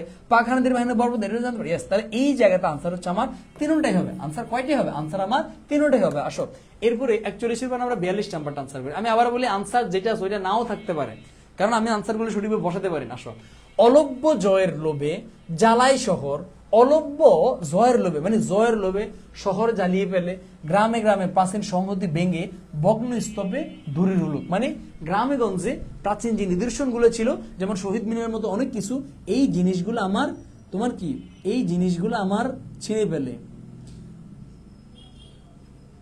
নাবিল ভাই বাসের রঙের কালার ছিল, বাসের রঙের কালার কই, এটা আমি আর চোখে পড়াইনি, যদি চোখে পড়ে ভাইকে দেখাই দিও।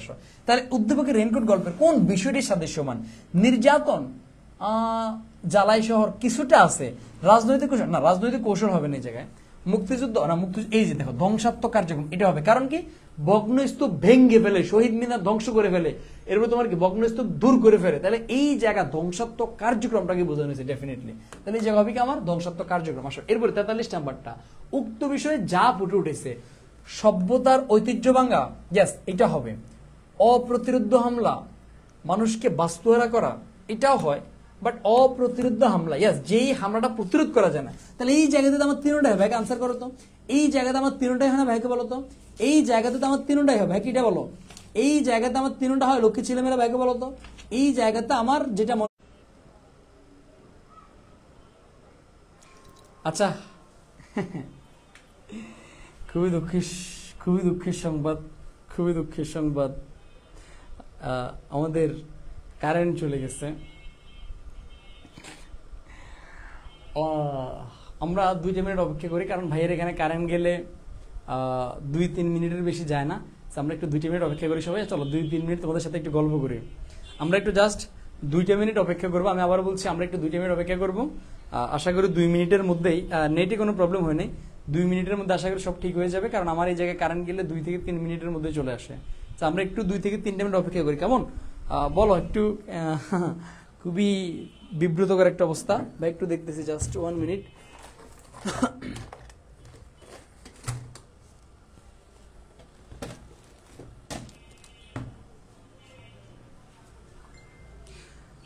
একটু সরি, আমি জাস্ট একটু দেখি।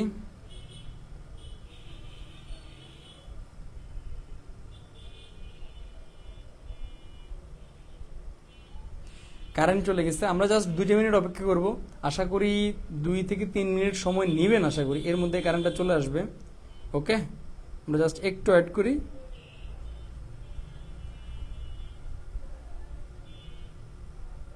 আচ্ছা আচ্ছা আচ্ছা, আচ্ছা আমাকে কি দেখা যাচ্ছে ভাইকে বলো তো, অন্ধকারে কি দেখা যাচ্ছে আমাকে?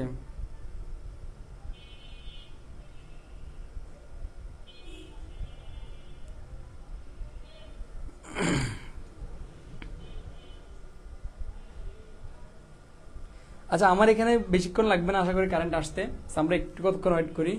আরে বাবা রে কি একটা অবস্থা, বলো কি অবস্থা সবার? বাত্তি নেমে গেল, বাত্তি নেমে গেল, হ্যাঁ বাত্তি নেমে গেল একটা কিন্তু গান আছে। হ্যাঁ পেইড বেসে ভর্তি হলে কি অ্যাডমিশন পর্যন্ত পড়তে পারবো? এমএসটি উর্মি অ্যাডমিশন পর্যন্ত না, আমাদের এটা হচ্ছে এইচএসসি ব্যাচ।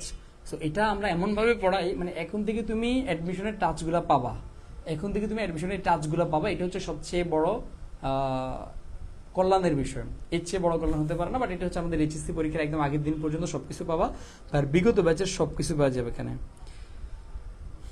ওকে ওকে ওকে ওকে ওকে ওকে আচ্ছা বলো আইসিটি ক্লাস হয় না কেন? আমাদের আইসিটি ক্লাস আর আইসিটি টিচারের প্রচুর পরীক্ষা লেগে থাকে। ও দুটি ইউনিভার্সিটিতে পড়ে, অনলাইনে হার্ভার্ড ইউনিভার্সিটিতে পড়ে, আবার ঢাকা ইউনিভার্সিটিতে পড়ে, যার কারণে ওর অনেকগুলো লেগে থাকে, যার কারণে ও অনলি পেইড বেসে ক্লাস নেওয়ার মতো সময় পায়, ফ্রি ক্লাস নেওয়ার মতো সময় ওর খুবই কম। বলো তোমাদের কি অবস্থা, তোমাদের সাথে একটু গল্প করি। আচ্ছা প্রত্যেকে একটু কমেন্ট করো তো, প্রত্যেকে একটু কমেন্ট করো, আমি তোমাদের গল্প তোমাদের নামগুলো দেখবো একটু। স্মৃতি মৌনি জি ভাইয়া, শফিক খান ওকে ফাইন, রিমা রিমা সাদা সাদা পেত, এই রিমা আমার কি পেতনির মতো লাগে? না দিরা সুলতান ভাই কালকের ক্লাসের পিডিএফ রেডি হয়নি? ওইটা ইনশাল্লাহ আজকের ক্লাসের পরে পেয়ে যাবা। সুমাইয়া ভাই আপনার আলোতেই ক্লাস করা যাবে তাই? আচ্ছা আচ্ছা আসলে তো ভালো কথা। ওহো বোর্ডে তো বন্ধ হয়েছে, কারেন্ট ছাড়া তো বোর্ড চলে না, তো আমি আমার আলোতেই ক্লাস করতে পারতাম। মন ধরে আপনি যদি লাকসাম ইউজ করেন তাহলে আপনার উজ্জ্বলতায় ক্লাস নিতে পারতেন। আরে শিট, হেরে গেলাম হেরে গেলাম হেরে গেলাম হেরে গেলাম। আজ যদি আমার জীবনে এমন কেউ থাকতো তার রূপের আগুনেই তোমাদের ক্লাসটা হয়ে যেত। আসলে সুন্দর না তো, তাহলে তোমাদের ভাইয়ের রূপের আগুনে ক্লাসটা করতে পারতাম আমরা। আচ্ছা তোদেরকে আমি এমনি পড়াই, তোদেরকে আমি এমনি পড়াই, দেখি আমাকে আনসার করতো। তোদেরকে আমি কয়েকটা কোশ্চেন করি, তোরা আনসার করো মুখে মুখে। আয় কারেন্ট চলে গেলে কি হয়েছে? আমাদের কি পড়াশোনা থেমে থাকবে? বলতো কারেন্ট চলে গেলে কি হয়েছে? পড়াশোনা কি থেমে থাকবে? না, পড়াশোনা থেমে থাকবে না, পড়াশোনা আমাদের থেমে থাকবে না। আসো তোমাদেরকে এমনি কোশ্চেন করি। আমার প্রশ্ন বলতো, প্রত্যেকে বিদ্যুতের গতিতে আনসার করো। নাম্বার 1 কোশ্চেন, নুরুল হুদাকে কয়টা ঘুষি লাগায়? আনসার করতো। নুরুল হুদাকে কয়টা ঘুষি লাগায়? দেখি আনসার করো। নুরুল হুদাকে কয়টা ঘুষি লাগানো হয়? দেখি ভাইকে আনসার করো। নাম্বার 1 কোশ্চেন, নুরুল হুদাকে কয়টা ঘুষি লাগানো হয়? ভাইকে বলো, এটা আমরা খুব ভালো করে জানি। নুরুল হুদাকে ঘুষি লাগানো হয় কয়টা বলো তো? নুরুল হুদাকে ঘুষি লাগানো হয় 2টা। কয়টা বলো তো? নুরুল হুদাকে ঘুষি লাগানো হয় 2টা ঘুষি লাগানো হয়।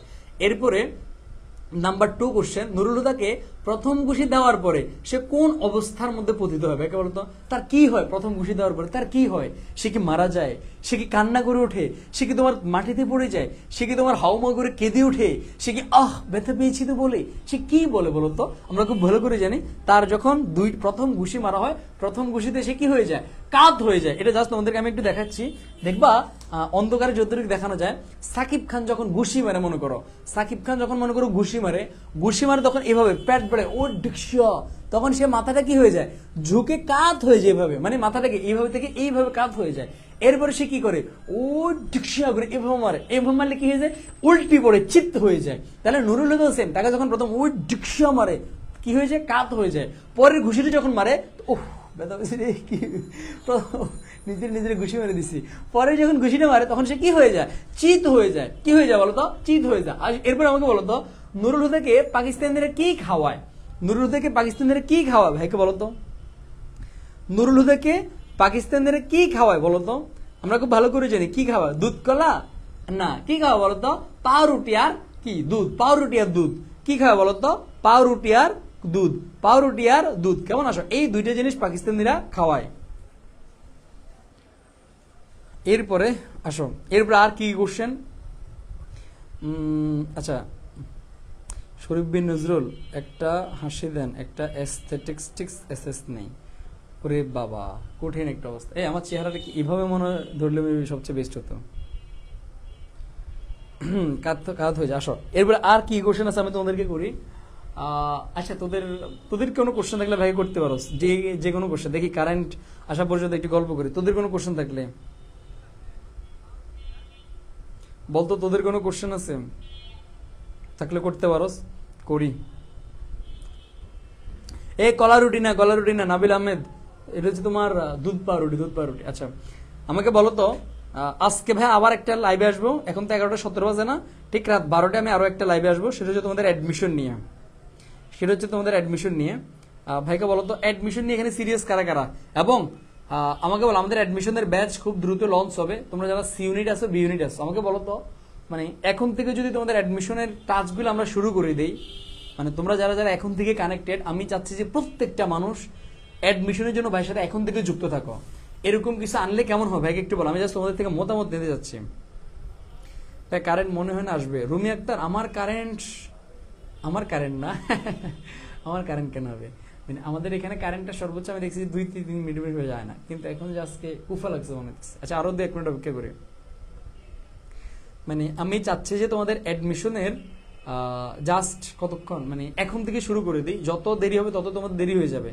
সো অ্যাডমিশনের জন্য আমি এখন থেকে তোমাদেরকে দিয়ে দিই। স্পেশালি আমার যখন অ্যাডমিশন ব্যাচটা আসবে, ওই জায়গাতে আমার প্রিভিয়াস ইয়ারের যে অ্যাডমিশন ব্যাচ আছে, ওই জায়গার যতবার বাংলা ক্লাস 53টা বাংলা ক্লাস আমি তোমাদেরকে দিয়ে দিব। তাহলে তোমাদের লাভটা কি হবে ভাই, এখন থেকে প্রতিদিন যদি একটা ক্লাস করেও করো, যদি আমি 30 দিন আগে আনি, অ্যাডমিশন তোমার 30টা বাংলা ক্লাস হয়ে যাবে। ভাইকে বলে আনবো,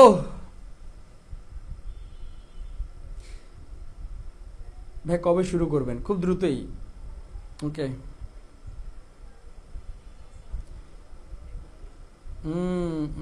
সুলতানা আক্তার, লিমা আক্তার, আমি জাহিদ, ইনশাআল্লাহ। ওকে ফাইন। ওকে ওকে, সাদিয়া সারা, ভাইয়া গুচ্ছ এক্সাম দিলে একসাথে অনেকগুলোতে চান্স পাওয়া যায়নি, একটু ক্লিয়ার করেন।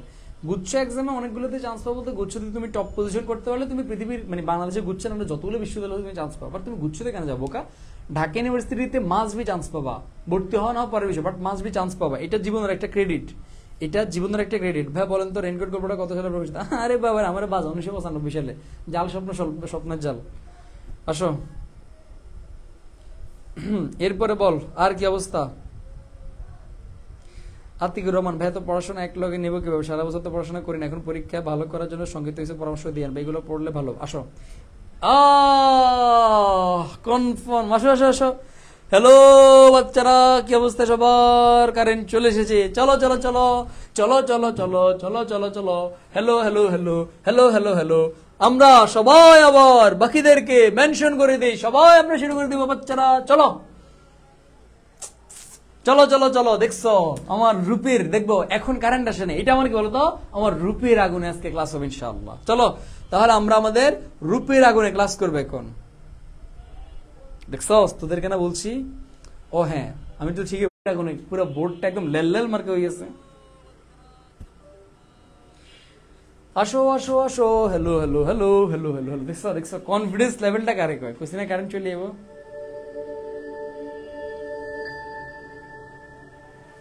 আচ্ছা আমি জাস্ট একটু সেট আপটা দিচ্ছি। আহা আহা, চলো চলো চলো চলো চলো চলো। কই কই কই কই, আমার বড় ভবিষ্যতে ক্লাস তুমি দেখ আমি কিভাবে ক্লাসটা নিই।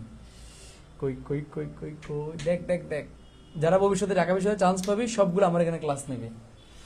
কই কই, এই যে দেখ চলে আসছে, দেখছস? সবাই রেডি, সবাই রেডি লক্ষ্মী ছেলে মেয়েরা? আসো একটু কষ্ট করে আমি আবার সবগুলো জায়গাতে শেয়ার করে দিচ্ছি, তোমরা আবার সবগুলো জায়গায় শেয়ার করে দাও, কেমন? একটু কষ্ট করে আমাদের সবগুলো জায়গাতে একটু সবাই মিলে আবার শেয়ার করে দাও।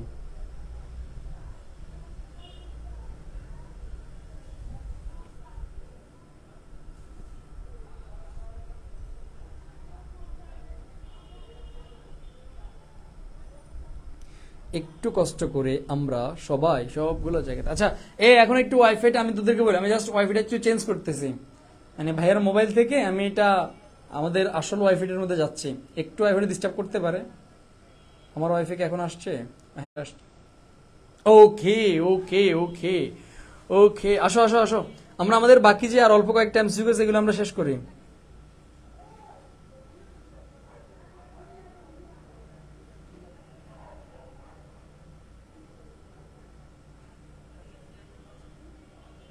আসো আমরা প্রত্যেকে রেডি, আসো আসো আসো। দেখো আমাদের কি কি বলছে, এই জায়গা আমাদের 3টা আমরা পড়ছি। আসো এরপরে আসো এবার আমরা উদ্দীপকের কি স্বামী সম্পর্কে বলা হয়েছে, দেখি স্বামী সম্পর্কে পড়ি তো। দেখো কি বলছে দেখি, আমরা পড়ি তো কি বলছে। আসো বলছে, স্বামী যুদ্ধে যাবার পরদিন আসমাকে ক্যাম্পে নিয়ে যায় পাক বাহিনী, স্বামী ও তার সহযোদ্ধাদের সম্পর্কে কিছু তথ্য দিলেই ছেড়ে দিবে পাক সেনারা। কথা বলার পর সে সাফ জানিয়ে দেয় জীবন গেলেও মুখ খুলবে না সে। তারপর সারা রাত দফায় দফায় তার উপর চলে তাদের নৃশংস আক্রমণ। এবার বলছে আসমান মোকাবেলা করা পরিস্থিতির সাথে সাদৃশ্যপূর্ণ বাক্য কোনটা? নুরুল হুদা অবাক হয়ে তাকিয়ে থাকে, তারা কি তাকে চেনে নাকি? তার মৌনতা মিলিটারিকে আরেকটু নিশ্চিত করে। তার বেটেকাটো শরীরটা ঝুলিয়ে দেওয়া হলো ছাদে লাগানো একটা আংটার সঙ্গে। তাকে ভাবতে সময় দিয়ে মিলিটারি চলে যায়। এটা জিন্দিগিতে হবে না। 4 নাম্বারটা নুরুল হুদা অবাক হয়, এটাও হবে না। তার মৌনতা, এটাও হবে না। বেটেকাটো শরীর ঝুলিয়ে দেওয়া হয় ছাদে লাগানো আংটার সাথে। তাকে অত্যাচারের বিষয়টা যেহেতু নৃশংসভাবে আক্রমণ করে আর তার অত্যাচার, এই দুইটার মধ্যে সাদৃশ্য রয়েছে। আমার গরুগ নাম্বারটা হবে। আসো এরপরে বলছে রেইনকোট গল্পে নুরুল হুদার কপালে গুলি খাওয়ার আগ্রহের মধ্যে দিয়ে কোন দিকটি প্রকাশ পাইছে? নুরুল হুদা বলছে যে ঠিক আছে আমরা গুলি করেন, কপালে গুলি করেন। এটা কি প্রতিবাদের তীব্রতা, কৃতকর্মের শাস্তি ভোগ, দেশের জন্য জীবন দেয়া, পাক বাহিনীদের নৃশংস অত্যাচারকে দ্রুত মুক্তি? না, এটা জিন্দিগিতে হবে না। দেশের জন্য জীবন দেওয়া এরকম কিছু হয় নাই। কৃতকর্ম তো সে কোনো অপরাধ করে যেটা শাস্তি ভোগ, সে প্রতিবাদের তীব্রতা বোঝানো হয়েছে। প্রতিবাদের তীব্রতা এটা ওয়ান কাইন্ড অফ কি বলতো? প্রতিবাদের তীব্রতা। আসো এরপরে 45-এর পরে এরপর আমাকে এটা আনসার করো। Yes no very good type ইংরেজি শিখে বাঙালি রামকানাই ইংরেজ নীলকরদের কাছে নিজেকে বিশ্বস্ত প্রমাণ করার জন্য নীল চাষীদের উপর অমানবিক নির্যাতনের উপায় বদলে দেয়। নির্যাতন অসহনীয় হয়ে উঠলে প্রতিরোধ ছাড়া উপায় থাকে না বাঙালির। বাবার দ্বারা উদ্দীপকটা তো কঠিন একটু উদ্দীপক, আবার পড়তেছি। Yes no very good type ইংরেজি শিখে বাঙালির রামকানাই, তাহলে রামকানাই ইংরেজি শিখছে। আচ্ছা, ইংরেজ নীলকরদের কাছে নিজেকে বিশ্বস্ত প্রমাণ করার জন্য নীল চাষীদের উপর অমানবিক, তারা নীল চাষীরা কারা? বাঙালিরা ওয়ান কাইন্ড অফ অমানবিক নির্যাতনের উপায় বাতলে দেয়। নির্যাতন অসহনীয় হয়ে উঠলে প্রতিরোধ ছাড়া উপায় থাকে না বাঙালি চাষীদের। ওকে ফেন আসো উদ্দীপকের রামকানাই আর রেনকোট ইসাক মিয়ার মধ্যে সাদৃশ্য কি? ভাষা ব্যবহার, ইয়েস এটাতে সাদৃশ্য আছে। বিদেশি প্রীতি, ইয়েস বিদেশি প্রীতি আসে। নির্যাতনের সহযোগ দেশ, তিনটাই হবে আমার আনসার হচ্ছে আমার তিনটাই। এই জিনিসটা বুঝছি কিনা আমাকে বলো তো? বুঝছি, আশা করি এটা বুঝার কথা। আসো এরপরে 47 নাম্বারটা উদ্দীপকের রেইনকোট গল্পে যুগপৎ প্রকাশিত হয়েছে। বিদেশি ভাষার আগ্রাসন? না। বিদেশি শাসক কর্তৃক সীমাহীন নির্যাতন? দেয়ালে পিঠ থেকে যাওয়া মানুষের সম্মুখীন? এটা হবে না। দেশের জন্য জীবন বাজি রেখে যুদ্ধ? এটাও হবে না। এই জায়গায় বিদেশি শাসক কর্তৃক সীমাহীন নির্যাতনটাই বেশি অ্যাপ্রোপ্রিয়েট। যদিও দেশের জন্য জীবন বাজি রেখে যুদ্ধে ঝাঁপিয়ে পড়া এটাও হয়, যেহেতু শেষের দিকে বলছে আর সহ্য না করতে পেরে তারাও যুদ্ধে ঝাঁপিয়ে পড়ে গেছে, বাট তোমার এটা মোর অ্যাপ্রোপ্রিয়েট। আসো কারণ নির্যাতনের কথাটা এখানে বেশি বলা হয়েছে। এরপর 48 নাম্বারটা বলছে শহরের বুকে জলপাই রঙের ট্যাঙ্ক এলো দানবের মতো চিৎকার করতে করতে। আসো আমরা খুব ভালো করে বুঝছি জলপাই রঙের ট্যাঙ্ক আছে পাকিস্তানিদের। উদ্দীপকের সঙ্গে রেইনকোট গল্পের সাদৃশ্যপূর্ণ বিষয়টা কি? গ্রেনেড ছোড়া, ইয়েস এটা হবে, কারণ জলপাই রঙের ট্যাঙ্ক হলো গ্রেনেড ছুড়তো মুক্তিযুদ্ধের সময়, এটাও হবে। সালামোর বরকত শফিক? না এটা হবে না, কারণ সালামোর বরকত 1952 সালে। ভাষা আন্দোলন এখানে আসবে, তাহলে এখানে হবে কি বলতো? 1 ও 2 নাম্বারটা এখানে হবে কি? 1 এবং 2 নাম্বারটা। 49-50 নাম্বারটা আমরা আনসার করি।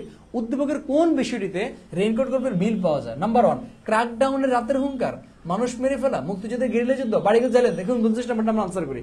প্রত্যেকে 49 নাম্বারটা আনসার করি। বলো 49 নাম্বারটা আমরা আনসার করি। বলো বলো বলো। আসো এখন দেখো এই জায়গার উদ্দীপকটা আবার খেয়াল করে দেখো। উদ্দীপকটা আমার কি বলছে?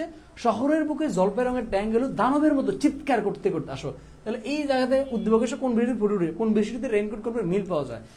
দানবের মতো আসছে, মানুষ মেরে ফেলা না, এই জায়গাটা হুবহু আসে না।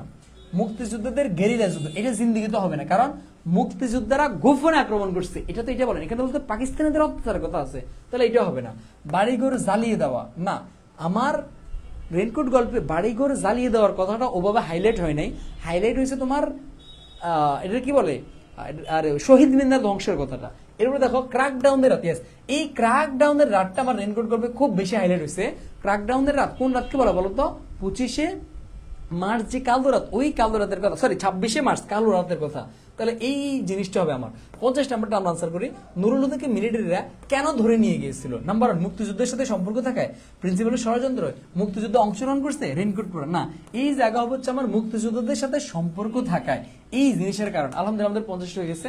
আরো কিছু আছে দেখে আমরা একটু উদ্দীপক রিলেটেড আরো কিছু সলভ করবো। আমরা উদ্দীপক রিলেটেড আমরা আরো কিছু সলভ করি। সেটা হচ্ছে মোর একটি ফুলকে বাঁচাবো বলে যুদ্ধ করি, মোর একটি ফুলের হর্ষার জন্য অস্ত্র ধরি। আসো উদ্দীপকের মোরা মানে মোরা একটি ফুলকে বাঁচা, জানো বাঙালিরা রেইনকোট গল্পের কোন চরিত্রগুলোকে মনে করে? প্রফেসর আকবর সাজিদ মিন্টু? না। আকবর সাজিদ কে হবে? না। আফাস তো জিন্দিগিতে হবে না। ইসাক জিন্দিগিতে হবে? ইয়েস মিন্টু ও নুরুল হুদা। একজন ছিল মুক্তিযোদ্ধা, একজন ছিল মুক্তিযোদ্ধাদের সহযোগী। আসো এরপরে 52 নাম্বারটা, উদ্দীপকের ভাবনানুষঙ্গ রেইনকোট গল্পের কোন দিকটি প্রতিফলিত হয়েছে? নির্বিচার গণহত্যা, না সাহস ও দেশপ্রেম, ইয়েস সাহস ও দেশপ্রেম, এটা হবে না ভাইকে বলো। 52 নাম্বারটা কি হবে বলো, প্রত্যেকে কমেন্ট করে বলো 52 নাম্বারটা কি হবে, বলো বলো বলো বলো বলো বলো বলো বলো, এটা কি হবে বলো তো? সাহস ও দেশপ্রেম, ইয়েস ওদের দেশপ্রেমের কথাটা এখানে হাইলাইট হয়েছে। আসো এরপরে 53 নাম্বারটা আমরা আনসার করি। লাস্ট, মিরপুর বিল দিয়ে 2 নৌকা বোঝাই কইরা আইছিল রেইনকোট গুলো ভুক্তিটি কার? বলো। মিরপুরের বিল দিয়া 2 নৌকা বোঝাই করে আসছিল কলেজ শিক্ষকদের, বাস চালকদের, দোকানদারের নাকি আসমার? ভাই 53 নাম্বারটা আমরা আনসার করি তো, বলো বলো বলো। 53 নাম্বারটা আমরা আনসার করি, 53 নাম্বারটা আমরা আনসার করি, বলো। প্রথম কথা হলো দেখ, মিরপুরের বিল দিয়া নৌকা বোঝাই করে অস্ত্র আইতেছিল, এটা আমরা জানি। এখন কে বলছে? আসমা এই কথা বলে নাই, আসমা এই কথা বলে নাই। নাম্বার 2, বাস চালকও বলে নাই। কলেজের শিক্ষকরা এমন কোনো কথা বলছে আমার এই জায়গাতে আছে না। কলেজের মধ্যে স্টাফ রুম থেকে পিস পিস করে আসছে ওইরকম কথা আছে, বাট শিক্ষক থেকে কোনো কথা নেই। তাহলে আনসার হবে কি ভাই? একটা আনসার হবে দোকানদার। কে আনসার বলো তো? দোকানদার। ওকে ফেন। এরপরে লাস্ট ওয়ান 54 নাম্বারটা আমরা প্রত্যেকে আনসার করি। আমাদের last one question 54 number question আমরা সবাই মিলে আনসার করি। দেখি 54 নাম্বার কোশ্চেন আমরা সবাই বিদ্যুতের গতিতে আমরা আনসার করি। বলো বলো বলো বলো বলো। 54 নাম্বারটা আমরা বিদ্যুতের গতিতে আনসার করি। বলো কি কার আগে আনসার করতে পারি? 54 নাম্বারটা আমরা কি কার আগে আনসার করতে পারি? বলো ভাইকে বলো সবাই।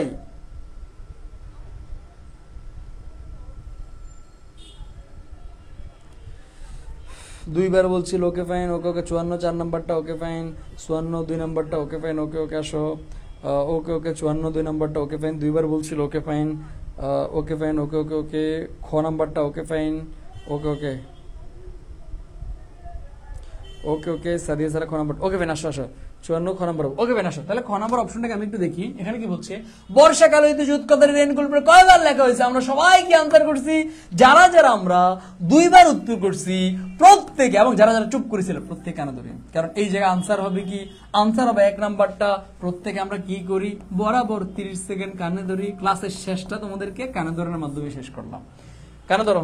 এখানে আনসার কি হবে? আনসার হবে তোমার একবারেরটা। প্রত্যেকে আমি 1 2 3 বললে কান ধরবি, কান টানবি। ক্লাস থেকে চলে গেলে জিন্দিগিতে প্লাস পাবি না, কানে ধরে গিয়ে এরপরে যাবে। 1 2 3 কান টান, কান টান। আমি 1 থেকে 30 পর্যন্ত বলবো কান টান, কান ধর, কান ধরে কান টান।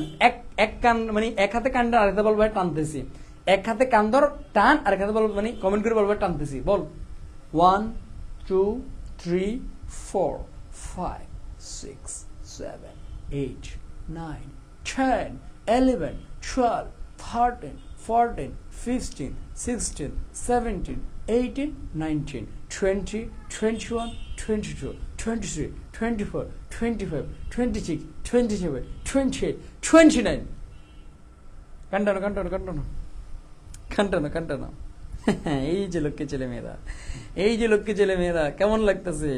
कैसा लगे मेरा मजाक, कैसा लगे मेरे मजाक, कैसा लगे मेरे मजाक। রশ্মি মন্ডল ভাই বইতে বলা হয়েছে, এই কথা 2বার বলা হয়েছে। এই কথা 2বার বলা হয়েছে সোনামণি। আমি বলছি এই কথা কয়বার লিখা হয়েছে? আমি বলেছি তোমাকে এই কথা কয়বার লিখা হয়েছে? কয়বার লিখা হয়েছে? বলা হয়েছে 2বার। লিখা হয়েছে কয়বার? একবার। আরো জোরে একবার, জোরসে বলো একবার, আরো জোরে।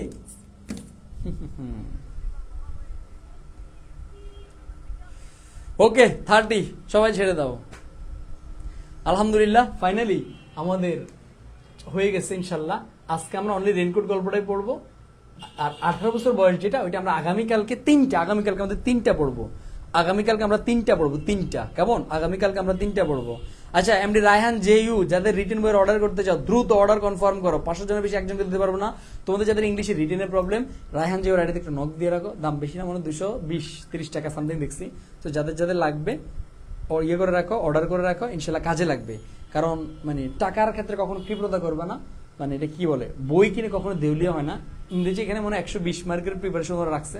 সো এটা নাও, এটা তোমাদের জন্য আশা করি ভালো হবে। আমার পক্ষ থেকে আমি তোমাদেরকে সাজেস্ট করলাম। ওকে ওকে। মন দুয়ারি ভাইয়া হেডফোন কানে লাগানো, না না না না এটা বললে তো হবে না। তুমি 1 মিনিট কানে ধরবা, 1 মিনিট। হেডফোন কি তোমার পুরো পুরো কানে?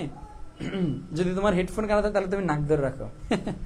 আসো বলো কি অবস্থা, বলো তোমাদের কি অবস্থা, কেমন আছো? আলহামদুলিল্লাহ। আগামীকালকে ইনশাল্লাহ আমাদের তিনটে যাবে। আগামীকালকে 18 বছর বয়স কবিতা যাবে, এবং আমাদের মানব কল্যাণ সম্পদ রাখছি, আরেকটা কবিতা রাখছি আমরা ইনশাল্লাহ। তো আগামীকালকে আমাদের অনেক সময় নিয়ে আমরা সবাই থাকবো ইনশাল্লাহ। আমি কিংবদন্তির কথা বলছি, ওইটা আমরা থাকবো। সো আগামীকালকে 8টা নেবেন? জি, আগামীকালকে আমাদের ক্লাস 8টা হবে, আমরা সবাই থাকবো ইনশাল্লাহ। আর তোমাদেরকে আবারও বলছি, যারা আমাদের ওয়ান শট ব্যাচে ভর্তির জন্য এখনো চাচ্ছ, এখন অফারে ভর্তি চলতেছে, জাস্ট আমাদের পেজের মধ্যে মেসেজ করে ইনশাল্লাহ তুমি ভর্তি হতে পারবা। আর আজকের ক্লাসের স্লাইডটা আমাদের হোয়াটসঅ্যাপ গ্রুপে দিয়ে দিব। সো যারা আমাদের হোয়াটসঅ্যাপ গ্রুপে কানেক্ট, আমাদের নতুন হোয়াটসঅ্যাপ গ্রুপে যুক্ত হচ্ছে, আগেরগুলোতে থাকলে নতুনটাতে যুক্ত হওয়া লাগবে না, নতুনটার ক্যাপশন মানে নতুনটার লিঙ্ক ক্যাপশনে দেওয়া আছে, এই জায়গা থেকে যুক্ত হয়ে যাও। ভাইয়ের প্রতি প্রত্যেকে দোয়া করবা। আসো এবার একটু তোমাদেরকে বলি, এবার তোমরা যার মনের যত কমেন্ট আছে সবগুলো কমেন্ট করো। আচ্ছা, আমি তোমাদের জন্য যেই পরামর্শটা জানতে চাইছিলাম, তোমাদের অ্যাডমিশন ব্যাচ আমি কি এইচএসসি থেকে স্টার্ট করে দিব? আমাকে বলো তো একটু, জাস্ট ইয়েস বা নো বল। আমি তোমাকে বলি দিলে কি ইস্যু হতে, না দিলে কি ইস্যু। দেখো দিলে আমি তোমাদের জন্য যে জিনিসগুলো রাখবো, দেখো আমি তোমাদেরকে বলি মানে অ্যাডমিশন ব্যাচের জিনিসটা সুবিধাকে আমি জাস্ট একটু তোমাদেরকে হালকা একটু বুঝাই বলি, একটু মনোযোগ দিয়ে খেয়াল করো, কারণ অনেকেরই টার্গেট হচ্ছে ঢাকা ইউনিভার্সিটি।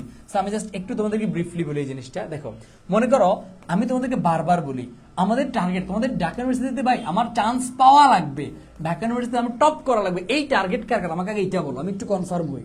ঢাকা ইউনিভার্সিটিতে টার্গেট কার কার? ভাই আমার ঢাকা ইউনিভার্সিটিতে টপ করা লাগবে, এই টার্গেটটা কার কার? আমাকে এইটা বলো, এর কারণটা কি বলো। দেখো আমি তোমাকে বলি একটা কথা, আমি বারবার বলি ঢাকা ইউনিভার্সিটিতে চান্স পায় কারা? যারা অ্যাডমিশনের প্রিপারেশনটা এইচএসসির আগে থেকে স্টার্ট করে। সো আমার এই জন্য আমার অনেক কি হচ্ছে, তোমাদের এইচএসসি থেকেই তোমাদের এই অ্যাডমিশন ব্যাচটা শুরু হয়ে যায়, যার কারণে তোমাদের লাভটা কি দেখো। মনে করো যদি আমি তোমাদেরকে এটা মনে করো এইচএসসি বিফোর এইচএসসি মানে এইচএসসির আগে থেকে শুরু করলে লাভটা কি দেখো, এইচএসসির আগে থেকে শুরু করে লাভটা কি আর পরে থেকে শুরু করে লাভটা কি।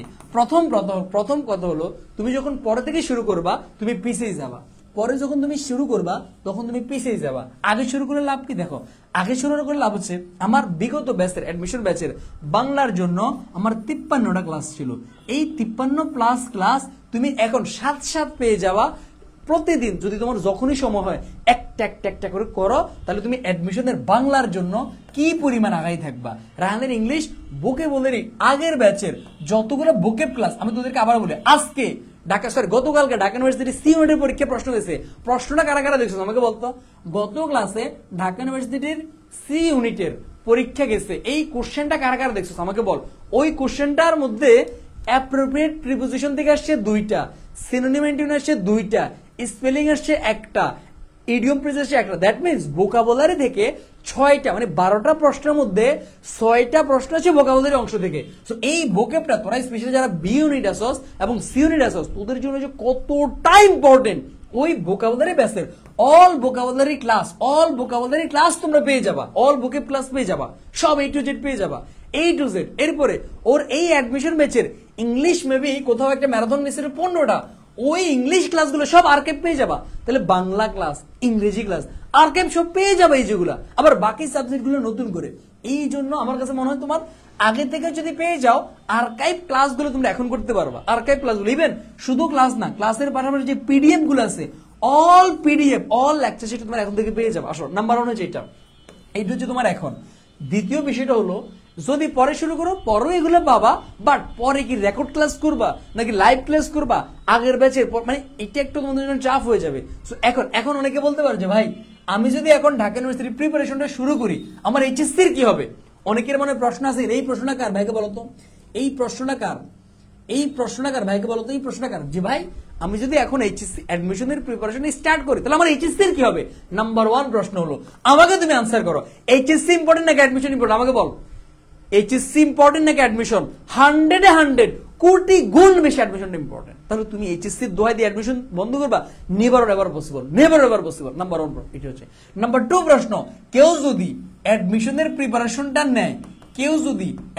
প্রিপারেশনটা নেয়, আমি হলপ করে বলতে পারি তার এইচএসসির প্রিপারেশনটা অটো হবে। অটো ভাই কেমনে হবে বিষয়টা বুঝে বলি। এটা হচ্ছে অ্যাডমিশনের সিলেবাস। এইটা কিসের সিলেবাস?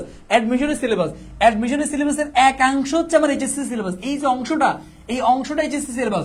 যখন তুমি অ্যাডমিশনের পড়া স্টার্ট করবা তুমি কি এইচএসসির বাইরে না, যা পড়বে এগুলো তো আমার এইচএসসি তো আছে, হ্যাঁ অ্যাডমিশনের বাড়তিগুলো আছে, তাহলে আগে এইচএসসির গুলো শেষ করো।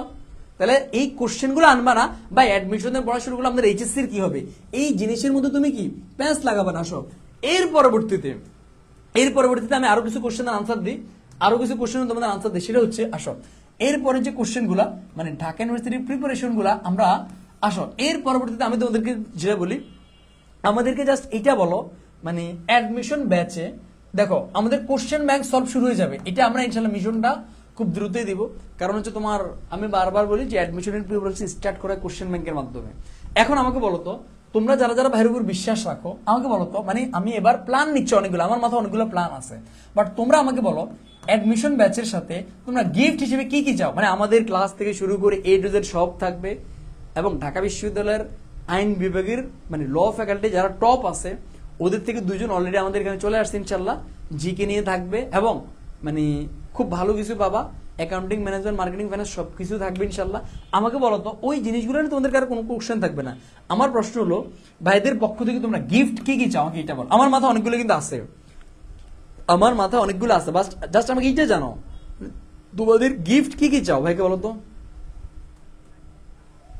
মানে গিফট হিসেবে যেহেতু তোমাদের অনেকের মাথায় একটু অ্যাডমিশন সম্পর্কে কিছু ইনফরমেশন আছে, অ্যাডমিশন আমার কি লাগে বা না লাগে, আমি একটু তোমাদের থেকে দেখতে চাই যে তোমাদের মাথায় কোনো ইনফরমেশন আছে কিনা যে অ্যাডমিশন নর্মালি আমার কি কি লাগতে পারে জিনিসগুলো। তোমরা ভাইকে বলো তো একটু, আমি তোমাদের কমেন্টগুলো নিচ্ছি একটু প্রত্যেকে, কেউ চুপ করে থাকবে না, না জানলে বলা যাবে আপনি যা দিবেন তাই, না জানলে বলো আপনি যা দিবেন তাই, আমি একটু দেখতে চাই, দেখি একটু প্রত্যেকে বলো তো। গিফট হিসেবে একটা পাবলিক ইউনিভার্সিটি, একটা পাবলিক না, গিফট হিসেবে ঢাকা ইউনিভার্সিটি চাই, ওইটা ডেফিনেটলি থাকবে ভাইয়া, মানে আমার উপর বিশ্বাস রাখবে ইনশাআল্লাহ, এই জায়গাতে 0% প্রবলেম থাকবে। আচ্ছা তোমাদের কি আইডিয়া নাই গিফট হিসেবে? আসো আমি তোমাদেরকে আবার আইডিয়াটা দিচ্ছি, আমি তোমাদেরকে আইডিয়া দিচ্ছি, আসো ভাই তোমাদেরকে আইডিয়া দিচ্ছি ভাই। যদি 7.5 থেকে HSC SSC তাহলে কি টপ 100-তে থাকা যায়? 100 পসিবল, কারণ গতবারে যে ঢাকা বিশ্ববিদ্যালয় প্রথম হয়েছে, মানে গতবারের আগে আমাদের ব্যাচে ওর SSC তেও জিপিএ ছিল না, HSC তেও জিপিএ ছিল না, বাট ঢাকা বিশ্ববিদ্যালয় ফার্স্ট হয়েছে, চট্টগ্রাম বিশ্ববিদ্যালয় ফার্স্ট হয়েছে। চিন্তা কর, SSC তে A+ নাই, HSC তে A+ নাই, কি হয়েছে? ঢাকা বিশ্ববিদ্যালয় টপ 100 নো, ঢাকা বিশ্ববিদ্যালয় টপ 1 ফার্স্ট হয়েছে সে, সেটা ডেফিনেটলি পসিবল। ভাইকে বলতো OMR GK sheet, okay fine, okay okay. আসো তোমাদের অনেকেরই এখনো বইগুলো লাগবে, ওকে ফাইন বই লাগবে, আসো আসো। এবার ভাই একটু তোদেরকে বলি, দেখ প্রথম কথা হলো নাম্বার 1 হলো প্র্যাকটিস বুক থাকবে। কি বুক? প্র্যাকটিস বুক। প্র্যাকটিস বুকটা কেন আমি তোদেরকে বলি, আমার মাথার মধ্যে ভাই কি সব যে ঘুরে চিন্তা করতে পারবেন এখন মিলে নেই। প্র্যাকটিস বুকটা কেন এটা তোদেরকে বলি, দেখ আমি যখন তোদেরকে কোনো একটা টপিক পড়াই, বুকে হাত দিয়ে আমি বলতে পারবো ওই টপিক তোর আর কোথাও থেকে না পড়লে হবে। এর কারণ কি? কারণ আমি বারবার বলতেছি, তোদেরকে দেখাবো আমার বই কয়টা, তোদেরকে একটু দেখাইতেছি, জাস্ট একটু দেখাইতেছি, তোরা তো হয়তো নাও বিশ্বাস করতে পারো যে আমি যে একটা কথা বলি, মানে এই কথাগুলার মানে ইয়েগুলো তোদেরকে আমি জাস্ট দেখাচ্ছি, আমার জাস্ট অনলি বাংলার বইগুলো জাস্ট তোদেরকে দেখাচ্ছি, অনলি বাংলার বই, জাস্ট একটু জাস্ট একটা মিনিট সময় দাও আমারে, জাস্ট অনলি বাংলার বইগুলা, অনলি অ্যাডমিশন, HSC না, মানে only admission, just admission, just একটু তোদেরকে দেখাচ্ছি আমি, জাস্ট একটা মিনিট সময় দে। আর কই আর কই আর কই আর কই আর কই কই কই কই, জাস্ট একটা মিনিট দে আমাকে, আমি দেখাচ্ছি, জাস্ট অনলি বাংলা, অন্য কোনো বই না, কোশ্চেন ব্যাংক থেকে শুরু করে বাকিগুলা না।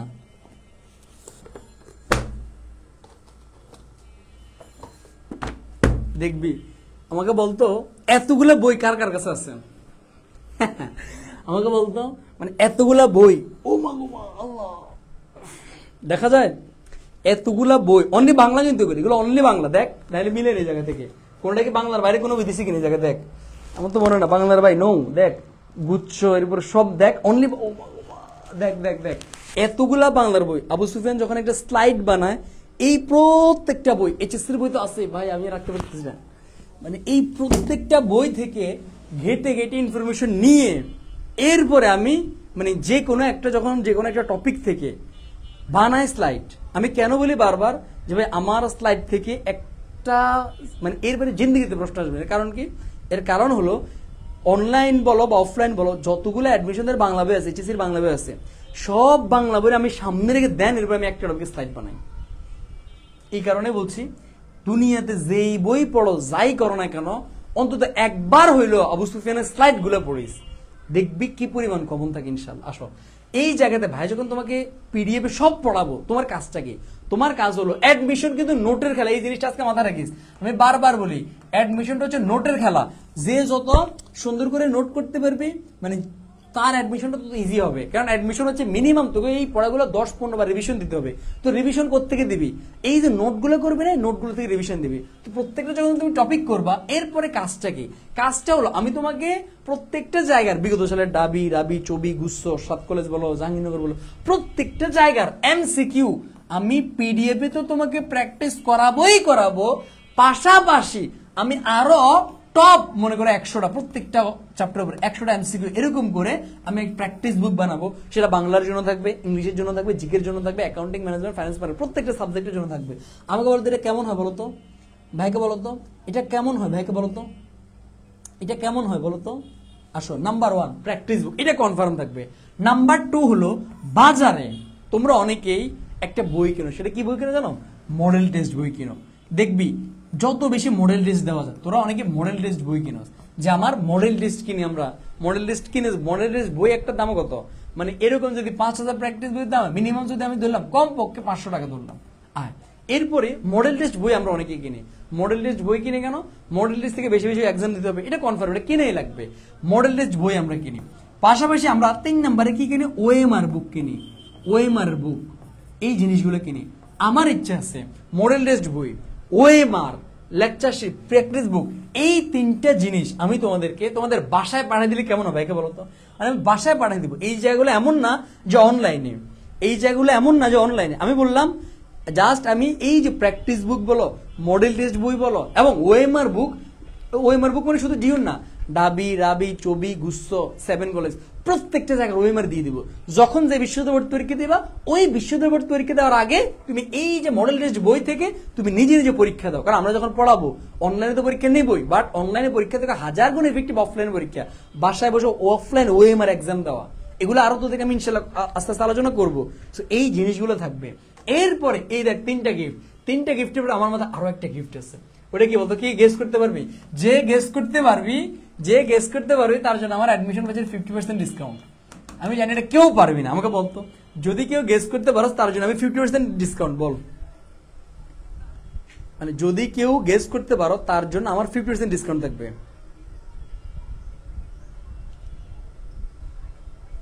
বল বল দেখি, কেউ গেস করতে পারো? আমি জাস্ট গেস দেখতেছি তাদের পাওয়ারটা, মানে গেজিং পাওয়ারটা আছে কিনা কারো। ভাইকে বলতো, জাস্ট গেজিং পাওয়ারটাই দেখতেছি আমি। দেখো তো একটু, মানে গেস করো যে 4 নাম্বার গিফটে কি হতে পারে। গেঞ্জি দিবেন, টি শার্ট, আচ্ছা ওকে ফাইন, বাইয়ার বুক, ওকে ফাইন। বাকিদের ডিউতে ফার্স্ট হলে অ্যাপল দিবেন, ওকে ফাইন।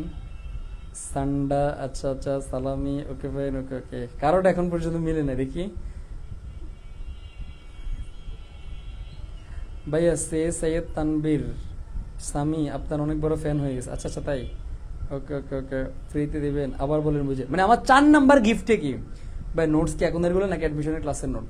নোট তোমার এখনের গুলো মাস্ট বি ইম্পর্টেন্ট। এখনের নোট করলে লাভটা কি হবে? অ্যাডমিশনে তোমার এই নোটগুলোর পাশে আর একটু টাচ করে নোট করবে। আর অ্যাডমিশনে অনেক নতুন নতুন টপিক আসবে, ওই জিনিসগুলো নোট লাগবে। অফলাইন এক্সাম, ওকে ফাইন, ওকে ফাইন। ক্রেস্ট দিবে না, কারোটাই মিলে নেই, কারোটাই মিলে নেই, কারোটাই মিলে নেই, না কারোটাই মিলে নেই। আমার মাথার মধ্যে একটা জিনিস আছে। আমি এবার যখন কিছুদিন আগে আমি বাসায় যখন গেলাম, তা আমার মামাতো বোন ও এবার এসএসসি পরীক্ষা দিচ্ছে।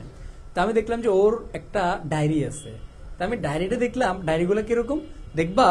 আমাদের অনেক বড় একটা প্রবলেম থাকে, আমরা যখন তোমাদেরকে ক্লাসগুলো করাবো, যখন স্কুলের মধ্যে আমরা প্রতিদিনের আজকে কোন স্যার কি পড়াইছে, আমাদের এই ডাব্লিউ গুলো কি, আমরা এগুলা ডায়েরির মধ্যে লিখতাম, লিখে স্যার আমাদেরকে সাইন করতো। রাতে যখন পড়তে বসতাম আমরা ডায়েরিটা খুলতাম, ডায়েরি খুলগুলো একটা একটা করে পড়তাম যে আমাদের আলহামদুলিল্লাহ এটা হয়েছে, এটা হয়েছে, আর এটা বাকি আছে। অ্যাডমিশনে এই জিনিসটা বাংলাদেশে কেউ এখন পর্যন্ত দেয়নি, আমার মাথায় আছে। আমি তোমাকে এইচডব্লিউর একটা ডায়েরি দিব। এই ডায়েরিটা কি হবে? একদম সুন্দর করে এখানে ডায়েরিটা প্রতিদিন আমাদের তো রুটিন থাকবে, ওই রুটিন অনুযায়ী ক্লাস হবে। ওই ক্লাসগুলো আমাদের কোন স্যারের কোন বাড়ির কাজ দিচ্ছে, ওই বাড়ির কাজগুলো পর্যন্ত ডায়েরিতে থাকবে। তোমরা যারা ডায়েরিটা দেখবা, দেখে দেখে আজকে ডে 1, ডে 2, ডে 3 দিয়ে সবগুলো শেষ করবা। বেশি না, 3 মাসে না, জাস্ট উইদিন 60 ডেজ, 60 দিনের মধ্যে তোমার পুরো অ্যাডমিশন সিলেবাসটাকে কিভাবে শেষ করা লাগবে 60 ডেজের মধ্যে, এইরকম একটা ডায়েরি যদি আমি তোমাদেরকে দিই, কেমন হয় বলতো? এটা এখন পর্যন্ত বাংলাদেশে কেউ দেয়নি। কেউ দেয়। আমার মাথা আসছে কখন, বাসায় গেছি, চিন্তা করছি কিরে আমাদের স্কুল লাইফে ডায়েরি ছিল, অ্যাডমিশনে যদি স্টুডেন্টদের হাতে যদি এরকম একটা ডায়েরি থাকে, প্রতিদিন তার কি কি পড়া দেওয়া আছে, কি কি পড়তে হবে, তাহলে একদিন করে যখন শেষ করবে 60 দিন করে তো তার সিলেবাস শেষ। কেমন হয় বলো তো এটা, বলো তো এটা কেমন হয়? কেউ তো গেস করো না, এটা কেউ গেস করছে? কেউ করো নাই। করছিল এটা 4 নম্বর গিফটটা? কেউ গেস করো নাই। ভাই জিকে শুধু মুখস্থ হলে কি হবে? না, জিকে অনলি মুখস্থ না, জিকে তোমাকে টেকনিক দিয়ে মুখস্থ করতে হবে। জিকে মুখস্থের বিষয় জানি, বাট যত টেকনিক দিয়ে মনে রাখতে হবে তত বেশি। সো টেকনিক বস আসবে ইনশাআল্লাহ খুব দ্রুতই। সেই হয় ওয়াও, প্রতিদিনের রিপোর্টটা আমরা আমার নিয়মিত রাখতে। এই জিনিসগুলো আমাদেরকে নিয়মিত, এই যে অ্যাডমিশন ব্যাচ হচ্ছে এটাই খেলা। ওকে ফাইন, ওকে ওকে ওকে ওকে আসো। এরপরে মানে আপাতত আর তোমাদের মানে আমি তোমাদেরকে বলি, অনেকেই তোমাদেরকে দেখো এই জিনিসগুলো আমার কাছে মানে খুবই অড লাগে, একদম বাস্তব সত্য কথা। যেমন এই যে মনে করো কি টি শার্ট, দেখ ভাই একটা কথা বলি, আমি যেই জায়গায় অ্যাডমিশন পেয়েছি, যে জায়গায় আমি পড়ছিলাম, মানে আমাদের সময়কাল আর এখনের সময়কাল স্টুডেন্টগুলোর মধ্যে ডিফারেন্স কি জানো? আমরা সবকিছু আগে আগে পেয়ে যেতে চাই। যেমন আমি একটা কথা বলি, আমি যেই স্যারের কাছে পড়ছিলাম, তো ওই স্যারের আমি বলছিলাম যে স্যার আপনার টি শার্ট, আপনাদের প্রতিষ্ঠানের একটা টি শার্ট আমাকে দেন, আমি ফ্রিতে নিব না, আমি টাকা দিয়ে নিব। তারপরে আমার জিজ্ঞেস করলো টি শার্টটা কেন, বলো যে, আমি বললাম যে স্যার আমি টি শার্ট আমার অনেক ভালো লাগে। দেখ তোদের অনেক টি শার্ট অনেক আবেগের একটা নাম আমি জানি, আমি একটা টি শার্ট আনলে এটা তোদের অনেক পছন্দ হবে আমি জানি, বাট আমাকে বললো যে ভাই মানে আমি বললাম যে স্যার আমাকে টি শার্ট দেন, আমি টাকা পাঠিয়ে দিচ্ছি, একটা বই কিনতেছে ওটার সাথে টাকা পাঠিয়ে দিচ্ছি। তখন আমাকে বলছিল যে তুমি ঢাকা বিশ্ববিদ্যালয়ে চান্স পাও, তোমার টাকা লাগবে না, টি শার্টটা আমি গিফট করবো। বলছিল যে তুমি ঢাকা বিশ্ববিদ্যালয়ে চান্স পাও, তোমার টাকা লাগবে না, টি শার্টটা আমি গিফট করবো। সো আমি তখন মানে আমাকে বলছি টি শার্টটা তুমি নিজ যোগ্যতায় অর্জন করে নিয়ে যাবা। যেদিন আমি ডিবিতে চান্স পেয়েছি ওই দিন আমাকে টি শার্টটা দিচ্ছে, আমি নিজ যোগ্যতা অর্জন করে নিছি। সো এই টি শার্ট বলো, ক্রেস্ট বলো, এই জিনিসগুলা এখন তোমাদের কোন যোগ্যতা আছে, তোমরা টি শার্ট গিফট বলো, মাইন্ড করিও না প্লিজ, মাইন্ড করিও না। তোমার মধ্যে এখন যোগ্যতা আছে না, ঢাকা বিশ্ববিদ্যালয়ে চান্স পেয়ে নিজেকে যোগ্য প্রমাণ করে এরপরে তুমি ক্রেস্ট একটা না, তোমার ঘর ভর্তি ক্রেস্ট থাকবে, ঘর ভর্তি। ঢাকা বিশ্ববিদ্যালয় আসো, তোমার এলাকার সংগঠনগুলো, প্রত্যেকটা এলাকার প্রত্যেকটা জেলা সংগঠন, প্রত্যেকটা উপজেলা সংগঠন ঢাকা বিশ্ববিদ্যালয় আছে, ওই জায়গা থেকে তোমাকে ক্রেস্ট দিবে।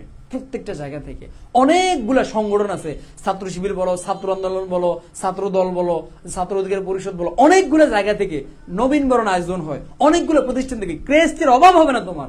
এখন তুমি একটা ক্রেস্টের পিছনে দৌড়াও, ক্রেস্ট যেখানে দোকানে দৌড়াও, টি শার্ট যেখানে না। রে ভাই, আরে তুই দেখবি ঢাকা, এই যে হাসান আব্দুল্লাহ কি পরে বলতো, হাসান আব্দুল্লাহ কি পরে?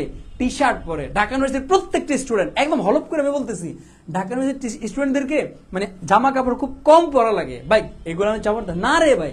প্রত্যেকটা ইভেন্টে, প্রত্যেকটা খেলার মধ্যে, প্রত্যেকটা সংগঠনের প্রত্যেকটা প্রোগ্রামে একদম প্রায় প্রত্যেকটা সময় টি শার্ট থাকে। যেই সংগঠনের খেলা হয় ওই সংগঠনের টি শার্ট থাকে, প্রত্যেকটা ডিপার্টমেন্টের টি শার্ট থাকে। টি শার্টের অভাব হবে না জীবনে। কত সংগঠনের টি শার্ট পাইতে পাইতে পাইতে পাইতে ইয়ে হয়ে যাবে, ফিদে হয়ে যাবে। আমার বিরক্ত লাগে, আমি টি শার্ট পরেই না। নতুন নতুন যখন ডাবিতে চান্স পেয়েছি এত এত তো টি শার্ট পাইছি, আর বিরক্ত লাগে, এখন একটা টি শার্ট পরি না, আমি সবগুলো ফাঁদা রাখছি। এই টি শার্ট বল বা এই জিনিসগুলা বল, এই জিনিসগুলা অভাব হবে না, জাস্ট নিজেকে যোগ্য হয়ে এরপর অর্জন করে নেবা, ঠিক আছে? ক্লাস লং হয় না, ক্লাস তো শেষ। এখন ভাই জাস্ট একটু গল্প করতেছে। ভাই কি ভিক্টোরিয়া কলেজ ছিলেন? জি ভাই ভিক্টোরিয়া কলেজ ছিলাম, কুমিল্লা ভিক্টোরিয়া কলেজ। আসো বল। আর বাকিদের কোনো কমেন্ট আছে থাকলে ভাইকে বলতে পারো, বাকিদের কোনো কমেন্ট থাকলে ভাইকে বলতে পারো। অ্যাডমিশন রিলেটেড যে কোনো কিছু। আমি আবারও বলছি খুব দ্রুতই কিছু একটা আসবে ইনশাল্লাহ। এবং আমিও আরেকটা জানি, ভুলে গেছি তোমাদেরকে বলতে, অনেকে দেখবি, আমি তোদেরকে বলি, অনেকের দেখবি অনলি মনে কর ডিউর জন্য পড়াবে, সবচেয়ে বড় বল অফলাইন কোচিং গুলো স্পেশাল। শুন আমার কথা, যারা যারা অফলাইন নিয়ে অনেক লাফালাফি করছে যে ভাই অফলাইনে বলুন, জিপিটা বলুন, ওর যে ফার্স্ট হয়েছে ওর এইচএসসি তো এ প্লাস ছিল না, এসএসসি তো এ প্লাস ছিল না, এই দুই জায়গা কোনো জায়গায় এ প্লাস ছিল না, এটা আমি জানি। এই দুই জায়গার কোনো জায়গায় এ প্লাস ছিল না, বাট পয়েন্টের কথা আমি শিওর না, বাট এ প্লাস ছিল না। ইভেন গতবারে রাজশাহীতে যে সেকেন্ড হয়েছে, গতবারে তার বাসায় গেছিলাম, গতবার রাজশাহীতে যে সেকেন্ড হয়েছে, বাসা ছিল তোমার মগবাজারের দিকে, ওর এসএসসি তে এ প্লাস ছিল না, রাজশাহীতে সেকেন্ড, চিন্তা কর। সো কারো যদি এসএসসি তে জিপিএ একটু কমও থাকে, ডোন্ট মাইন্ড, একটু পরে বুঝে দিবো জিপিএ খেলা। মাত্র কি জানি বলতে লাগছিলাম, ভুলে গেছে। আরে এই কি জানি বলতে লাগছিলাম না। আচ্ছা, যাদের অফলাইনে যারা পড়বে, একটা আমি তোদেরকে বলি, ম্যাক্সিমাম অফলাইন গুলো পড়াবে কৃষি পর্যন্ত, অনলি ডিউর আগ পর্যন্ত। বাট চূড়ান্ত সত্য কথা মাথায় রাখবি, ঢাকা বিশ্ববিদ্যালয় মনে করো সি ইউনিট ভর্তি পরীক্ষা দিবে 50,000, চান্স পাবে 926 জন। বি ইউনিট ভর্তি পরীক্ষা দিবে 1,00,000, চান্স পাবে মনে করো কতজন, 1800 জন। বাকি যে 98,000 স্টুডেন্ট আছে ওরা কোথায় যাবে? আবার রাবিতে পরীক্ষা দেবে, আবার সবিতে পরীক্ষা দেবে, আবার গুস্তিতে পরীক্ষা দেবে, আবার জাহাঙ্গীরনগর পরীক্ষা দেবে, আবার সাত কলেজে পরীক্ষা দেবে। এই জায়গাগুলোর জন্য তখন কি তুমি নতুন করে আবার ভর্তি হবা, আবার তুমি টাকা ঢালবা? ভাইকে বলো তো, এই কাজটাকে আমরা করা যাবে না, এই কাজটুকু আমার করা যাবে না। সো আমার যেটা চিন্তা আছে, তোমাকে এক বেসে তোমার ডিইউ বলো, তোমার আরইউ বলো, তোমার সিইউ বলো, তোমার জিএসটি বলো, তোমার 7 কলেজ বলো, 7 কলেজ কিন্তু এখন 7 কলেজ নাই, ঢাকা সেন্ট্রাল ইউনিভার্সিটি, এরপরে তোমার ডিইউ আরইউ সিইউ জিএসটি, এরপরে তোমার জেইউ, হ্যাঁ জেইউ, এরপরে তোমার জেএনইউ, মানে জগন্নাথ, প্রত্যেকটা জায়গায় ইনশাল্লাহ কভার হয়ে যাবে, মানে এ টু জেড প্রত্যেকটা জায়গার জন্য। ওকে, আচ্ছা দ্বিতীয় কথা আমি আরেকটা জিনিস বলি, সি ইউনিট 1250, না 1250 না, সি ইউনিট সিট হচ্ছে 1050, ওর মধ্যে আর্টস আর সায়েন্সের হচ্ছে তোমার কত 100, তার মধ্যে 950 এর মধ্যে কোটা ছাড়া 856, সি ইউনিটের উইদাউট কোটা অ্যাকচুয়াল সিট 856, অনেক কম। এরপরে আমি তোমাদেরকে বলি, এরপরে মনে করো ঢাকা ইউনিভার্সিটির জন্য দেখবা পরীক্ষার 1 মাস আগে সবাই কি আনবে, লিখিত ব্যাচ আনবে, লিখিত মানে রিটেনের যে 40 মার্ক ওই রিটেনের ব্যাচ আনবে। আমার চিন্তা আছে ভাই যখন একটা ব্যাচে তোমাদেরকে পড়াবো, ওই এক ব্যাচে তোমাদেরকে পুরো সব জায়গার জন্য তো দেখাবো, পাশাপাশি রিটেনের ব্যাচটা তোমাদেরকে গিফট করব। আর কি করা যায় ভাইকে বলো তো, এত কিছু যদি করে তোমাদেরকে, মানে এখন থেকে তোমাদের প্রিপারেশন শুরু, এখন কোন মাস, এপ্রিল, এই পুরো বছর তো যাবে, এপ্রিল না, পুরো বছর তো যাবে, আগামী বছর মানে বলা যায় 1 বছরের মধ্যে ইনশাল্লাহ ভাই তোমরা পাবা।